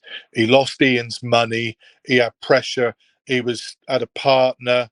You know, we were trying to make the Albion work, and he really was trying to make it work. He wasn't going, I'm going to sabotage the Albion. cool. Yeah, he was not doing that. He was trying his hardest. Steve at times wasn't, and Steve would admit that, because he had other things he was going to do. And George was just a complete fucking workaholic, and if he hadn't have been, the mag wouldn't have been like it was. And Rob Lober, who designed it, did a great job with it as well. We were just four blokes in a bathtub rowing across a sea, trying to entertain ourselves in a way, and put forward, like you were saying earlier, about leaving something and about bringing something out that really that needed to be seen, and showing people that BMXers and doing BMX is something really meaningful. Yeah, You know, it adds value to your life, you know, in whatever way that might be, you know, doesn't matter, you know. And, you know, I had a little email backwards and forwards with Farron Downs the other day. Do you know what I mean? And I didn't realise that Farron's into sampling and breakbeat stuff and all the rest of it. So I am too a bit. So we had a little tete-a-tete about talking about hardware samplers and stuff like that. And you just think, you know, a lot of the time you don't get to know what a lot of other people in BMX are doing outside meeting them on a ramp or at an event or a trails and talking about maybe not a lot. But when you start to dig into these characters, you know, Zach's a good example. He's been so helpful to me with my journey with Max and making bits of music and scooting and stuff like that. I've had some great conversations with him. You know, I didn't hold it against him that he's going, what the fucking hell have you been doing for the last 10 years? Because how does he know? And he's a salty bastard as you were back then. yeah. You were a salty bastard. The same as We're protective, like we're of course. protective of it, you know. And why wouldn't you be? Because you've seen it be abused. Yeah. I've seen it be abused. All those people that came into it, that when I was doing it, that they thought they could make a buck. I could give you a list as long as your fucking arm of people that ripped me off for money back then. You know, oh, we'll do this. We'll pay you this to do this. We'll do, you know, horrible stories. You know, and people that are around now on Facebook belonging to old school groups. Oh, it was great the old days. One of them owes me $7.5 from back then. You know, and he even texted me, "All right, Tim, how you doing, me old mate?" Do you know what I mean? As if $7.5 in 1983 was not small change. I know. You know what I mean? I've sold two houses to keep a team going, and my mates that are local, so they could get to races, and so we could have a good time. And that's how I viewed BMX. It's like, okay, it probably won't be here for a long time, but let's have a good time. Yeah. I never really looked at like banking the cash. I've never been like that as a person. I'm not that. I haven't got that kind of that mentality to even want to do that. You know. Yeah. I've got simple needs, and so based on that, it's like, well, let's just have some fun now, eh? You know, you don't know what's going to happen tomorrow. I've got a very dear friend of mine. 4 weeks ago, she was someone who's the fittest person you'd ever met. Lovely mum, the rest of it. She's just been diagnosed with cancer. She's got bloody. She's just been diagnosed with cancer, and she's my mate. And you're like, it goes so quick, John. Do you know what I mean? Yeah, you You know? blink, you're here one day, you've gone the Yeah. next. It's like Pat Casey, 2 fucking kids. Do you know what I mean? Like, fucking gone. Yeah, Like, and so to me, I'm like, I just try, like you do each day. You get up, don't you? You put your gear on, get to work. Someone wants to buy a bike, walk in the shop. What bike can I buy for 500 quid that's my kid can have some fun on? yeah, You're there going, this is the thing. That to me, what could you want more? Could you want from your life than that? yeah, To be able to do that. Mason was good at that. Mason Smith's another one. I can remember walking into back when he had his shop in Hitchin. I walked in there once and he was talking to a dad and his kid. And you just think, that's what you want, is people like that, selling bikes that aren't going to break to people that are going to have fun on them, and you got other people that they're hell bent on twisting something out of you or ripping you off or whatever it is. I think yeah, we're lucky in BMX. I know BMX is not really a lot different than normal life. It's not. The difference is, I would say, that there's a unity in us where it's given us something that has helped us manage whatever it is we're dealing with, and enjoyment, whatever you want to name it. But equally, it's got its assholes in there, you know. But you can find a good friend in BMX in your bike. yeah, 100%. That's the best mate you'll ever have, is your bike. You've just got a little bit more enhancement on your life. That's Exactly. Yeah, it don't have to be a lot, does it? Yeah, no, just something that that you can put some focus in and get something back out from it. Yeah, that's how I feel about it. So and I'm glad we did the Albion. I'm upset that Benson, and I'm genuinely heartbroken and upset that Benson thinks that as he said, that there might be some financial impropriety, and sends an email to Ted saying, I don't know, whatever it is. But that I'll just put that down to Benson's naivety, because I don't think he would have done that, knowing him as I did in the previous bit. I don't think he would have done that wanting to harm me. No. He's just at a time of his life where that probably made more sense to him making that up, rather than just adding up the ad money in the mag, which I asked him to, adding up what the contributors list to be, and then working out how much may have coming in, which he could have easily done, which he just never would do. And so, but do I have a grudge against him? I'm just upset because he thought that. Do you know what I mean? I don't. I that's all it is. I'm pissed off with Steve, because Steve happily admits that there's times he was fucking slack, and I know Steve well enough to be able to give him a bit of a bollocking about that, and he does feel guilty about it. But I don't want him to feel guilty about it. Yeah, Because we still did something. When we did, I knew we were doing something right when Will Smith phoned me up and begged me not to do it. Will actually phoned me up on the phone. Don't do it. Please don't do it. Yeah, he wouldn't even pick that mag up and read it. what was it? Why didn't he want you to do it? He said, he said, we're already doing what you're going to do. I said, well, you don't know what we're going to do, Will. So how do you know what it is we're going to do that we should stop? So it helps you do what you're going to do that you think we're going to do. And I actually had that conversation with him. I said, you've got to be out of your mind. I said, we're doing the Albion because of what you're doing, not because of what you're going to do. Yeah. Please, he was there. Well, you please don't do it. And then he wouldn't even read the mag. I've never, early on, I bought all the issues of Dig, like probably the first 20. Joe's still got them.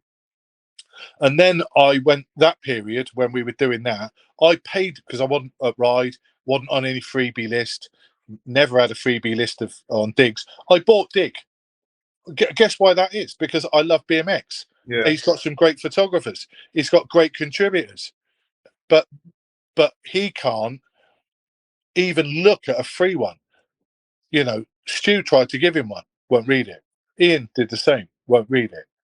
You know, like, I don't get. You know, what's that about? You know what I mean? It's like, what is that about? I don't get it. And I pulled him up on it when we were down at Battle of Hastings one year. I sat, we were sat down. I said, he couldn't look at me in the face. I said, why didn't you read it? Why couldn't tell me? I'd have read it just to prove myself right if I thought it was rubbish, like Yeah, I just it's rubbish. I don't get it. Yeah, I'm not going to hate on Will, Yeah, no, not at all. Not hating on Will at all. That's up to him. But it is what it is. Yeah, and that's just the way it is. Yeah, and now, you just think, well, where's the good media? Who are the curators? There's a few. Yeah. Do you think there's any good curators out there at the minute? No, me personally, no, I don't think there is. No, it's hard to find a couple of scraps of stuff that's not really, that's not for me. Yeah. No. But that's why I said zines and the stuff that like Central Library do is pretty good for me. I like that stuff.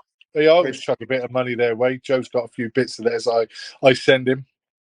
Yeah. Well, they're good lads, all that lot. Look, those people like Challenger, like just the small independent stuff that people can put out and not have to worry about anything. But it's so hard for other people to find out about them if you've got someone like Will with the paywall that's not going to promote it and write about it. Like, why can't you write about that? It's great what they're doing.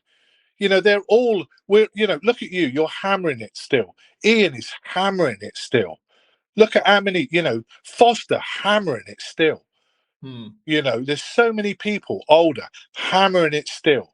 And then what do you get? Oh, we're only going to put in here what people pay the ads for, and that's the rest of it. We're not going to give a nice broad view of what we think's going on in BMX. And I get that he needs to earn some money, but looking at Dig's company accounts, Will's not short of a few bob. If anybody wants to check them out, he's not short of a bob or two. So he could help out some of those, introduce those kids to those other brands. And the thing is, with those other people, they've been around for a long time. They've got, follow Josh Bedford. Can look at his choppers.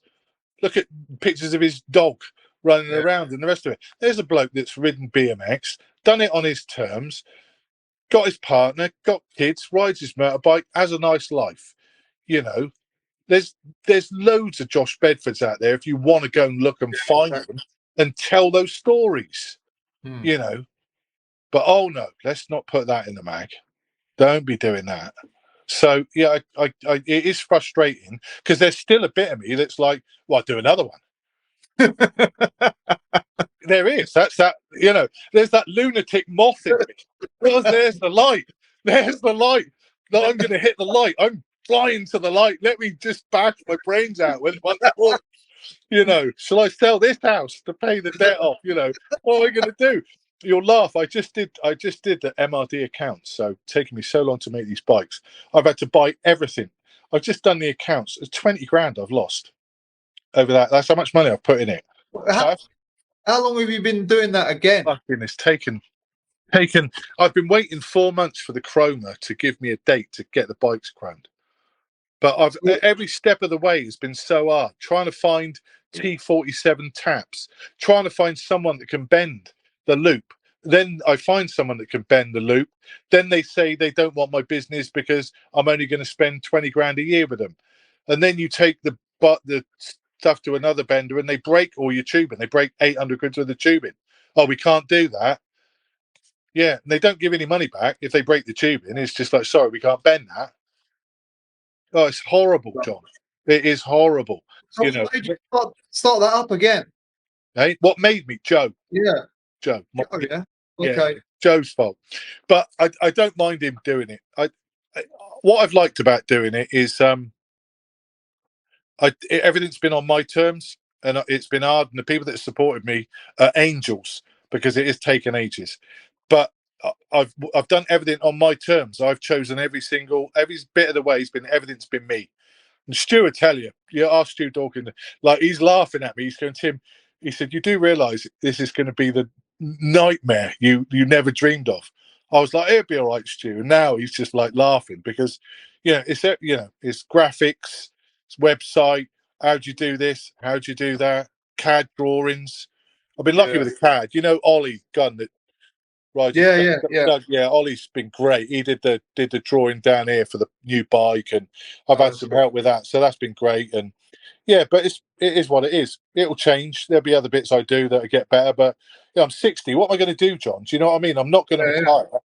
I'm not retiring. What am I going to do? Go fishing? Fuck that. No. Like it's BMX it's BMX to death now. I've had my time out. I found the book. The frames. Sorry, going to race on these frames. Yes, yeah. I've got two that go. I got a really good girl. I just made a handmade bike for. She is on the Dylan Clayton and a few other coaches up at Brit Cycling look after her. She can ride everything. Skate park. She came third or fourth in the backyard skate park. Okay. Elsa Rendell Todd, amazing. She can ride skate park, trails, racetrack, the lot. Amazing. Yeah, she's like I don't know what you'd call her really. She's a bit of a phenomenon. Yeah. Because she just loves riding. It doesn't matter what it is. And her older brother, Zach, he's just like he just loves riding trails and pump tracks. That's it. Styles. Yeah, he does a few tricks, but they look good. And he's in jump club, he's in Jim Dirt's jump club, and cool. Yeah, he does all that. So they're just a couple of good kids who I love to death. So made a race bike for her, and I got another mate of mine, Tony Pittman, who used to be on my team right early on in '84, and he shattered his elbow horrendously back then. So poor bugger can't straighten his arm, never. But he rides skate parks. He's now 50 something. Rides skate parks, rides everything. So I made him a bike. So is it what you're going to make a race and a freestyle bike? Yeah, I'm going to make a freestyle bike. Just making Joe a bike now. Oh, okay. Yeah. That probably will come out under his Haxon thing, though. I would think. I'm not sure, but I'm just going to make it and see what he thinks. And they're made in the UK. All UK, everything made in the UK. Yeah, everything. Who done the MRD logo? Me. Oh, it was you, yeah. Yeah, I did all the artworks. Me. So that's the same logo you use now as you used to use back then. No, I'm going to use a new one. Oh, okay. I'm going to do a new one for the new stuff. The stuff that's got what I would call a retro influence. I hate using those kind of words, but you know what I mean. Luke Backer. Yeah. You're going to those people. It's going to have a bit of a modified, but it's the old school sticker set. Oh, okay. That's what they wanted, But the new bikes I've just made for the racers, all new stickers. Oh, nice. Everything new. Yeah, I've just done. You did the logos for them as well, the new one. Yeah, I've done all the artwork, everything. Oh, amazing. Yeah, so I've done all that. So yeah. So that's it. It's going to be a new MRD bus or what? I tell you what, if I ever have to sell the house again, you could buy one of them and live in it, couldn't you? Like that. People do the green life going on. You know what I mean? Get a wood burner in it. I was speaking to Josh Bryceland the other day, and do you know him, the mountain biker? No, I don't think so. No. He's a brilliant. He's part of the 50 to 1 crew. He's an amazing bike rider. All his mates ride BMX and mountain bikes. His name's Josh Bryceland. If you got anybody watching this, watch him. He's amazing on a bike. Brilliant rider. His mum and dad brought him up in the barges, in the longboats. Oh, okay, yeah. So they're from Manchester. And he's just moved into he did well out of mountain biking. So he got himself a nice house and big back garden kind of thing. And I was talking to him the other day about, current political climate, house prices, mortgages. I've got a mortgage. It's astronomical. It's just gone up again. It's not a small mortgage. I haven't been smart enough to pay my mortgage off and the rest of it. And I was talking to him about living in a barge. And he said, "Do you know what?" He said the other day. He said, "I've got all this land here. I've got this big house."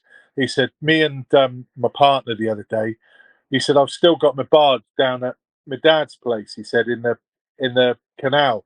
He said, we went and stayed there. He said, I almost didn't want to leave. Yeah. He said it was so simple, that life of living like that, like just that you got a bedroom, wood burner. Yeah. Yeah, I could, and I've got mates of mine because I got into, I don't know what you call it, raving for a bit and going around with all the, quite a few of the old anarchists or old mates of mine and the, what people that were at the Beanfield do. Yeah. The Wallies. I know a few Wallies. And, a lot of them still live in their wagons and move about. I know pretty good, and I got a few other mates that put on raves in forests that still do the same thing, and I quite like the way they live their lives like that. It's quite nice, they're still keeping it real, brought their families up, So yeah, maybe if I could find that bus again, John, I should find out what the registration plate of it is. Well, I'd be able to find out where it is. Be somewhere, wouldn't it? Yeah, I would have thought so. Yeah. I'll get it if I find out where it is. I'll drive it past the cemetery where Graham Merry is buried. He's buried somewhere, and honk the horn and ask if he remembers me going past his shop all the time. That was its route. So yeah, good day. Before yeah, good old Graham. he wouldn't stock MRD or something, right? He wouldn't stock any English brands. He was just American brands only. And so, yeah, which is annoying because I know Russell. I've known the Merrys for years. Like both Russell and Neil raced motocross. That's how I met them. So, I've known them for years. So I was pissed off that Graham didn't stock MRD, bearing in mind how much money I spent in there on JNC cruisers, which was a lot of money. So yeah, rotten bugger. But there we go. Yeah, it does happen. Yeah. Let me hit you with one last question then, because it's fucking been on a while. What do you think of current day racing?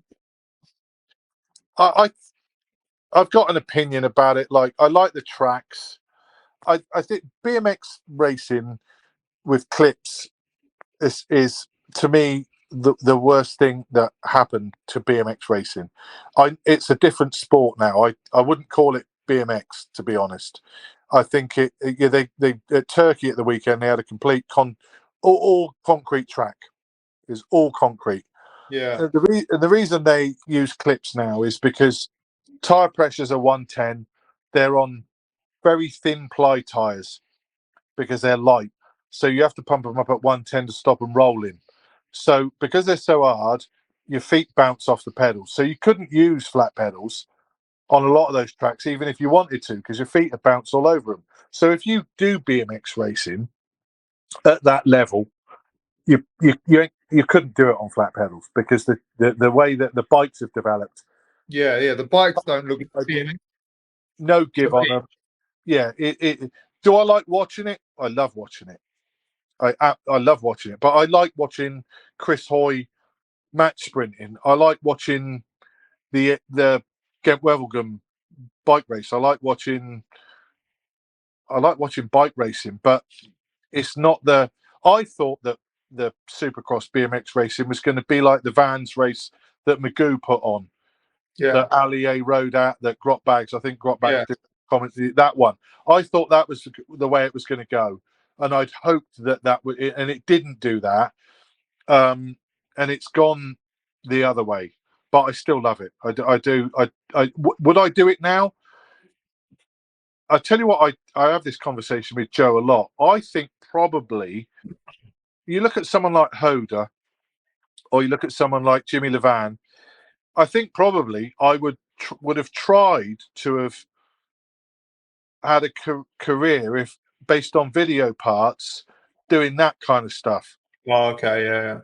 Because that was more about what I was doing at the early part of BMX. Like high speed, like high risk. Yeah, I would be doing that. Like you could take a lot of races to the Austin Gap, and there's probably a lot of races that probably could have done that back in the day. Yeah, quite comfortably. And I get it's a big thing in your eras of a thing, but there was BMX racers back then that could have comfortably done that. And I think for me, I wouldn't have wanted I don't like the hierarchy of BMX racing, and it's coming to BMX freestyle. I mean, we haven't even talked about the Olympics, but to me, the freestyle shouldn't even be in the Olympics. Right. It's shocking because it's freestyle. Racing. You start and finish. I mean, I was speaking to someone the other day about freestyle, and I said, well, how do you decide who wins and who doesn't? Who gets what points for what trick and what? You look at all the people landing with feet on crank arms, bikes twisted, who's doing the judging, how fair being freestyle shouldn't be in there. It's like I don't get it at all. It's not really freestyle, I don't think. No, it's not. That's what I mean, Scott. It's not freestyle. It's anything but because they all do the same stuff. It's actually more regimented than BMX racing. Yeah, it's compulsory, isn't it? Yeah, exactly. And that's what I hate about it. Not going to score otherwise. Yeah, I can't bear it. No way do I like it. And I certainly don't watch it on TV. I'd rather put anything on than that. I can't bear it at all. So yeah, but I get why there's a load of people involved in it who like the money of being involved. Nothing against anyone being into whatever they like, but the one positive that's come from the British cycling thing over this side, maybe, is that I spoke to this about Stu the other day. If you want to wind up now, is that coaching young kids to get into BMX, going into schools, because Stu and I had conversations years ago about getting people to go into schools and do demos and getting people into BMX at a young age, so they look at BMX as being an option as opposed to the chaos of maybe finding it or not finding it. You know what I mean? Yeah. Well, that's how a lot of people discovered it anyway, wasn't it? Yeah. So, that's the only positive I can think, but there aren't many. Yeah. Fuck it, apart from that. Yeah, that's just sort of same for me. Yeah, I'm heartbroken for freestyle, because that's never what freestyle's been like for me.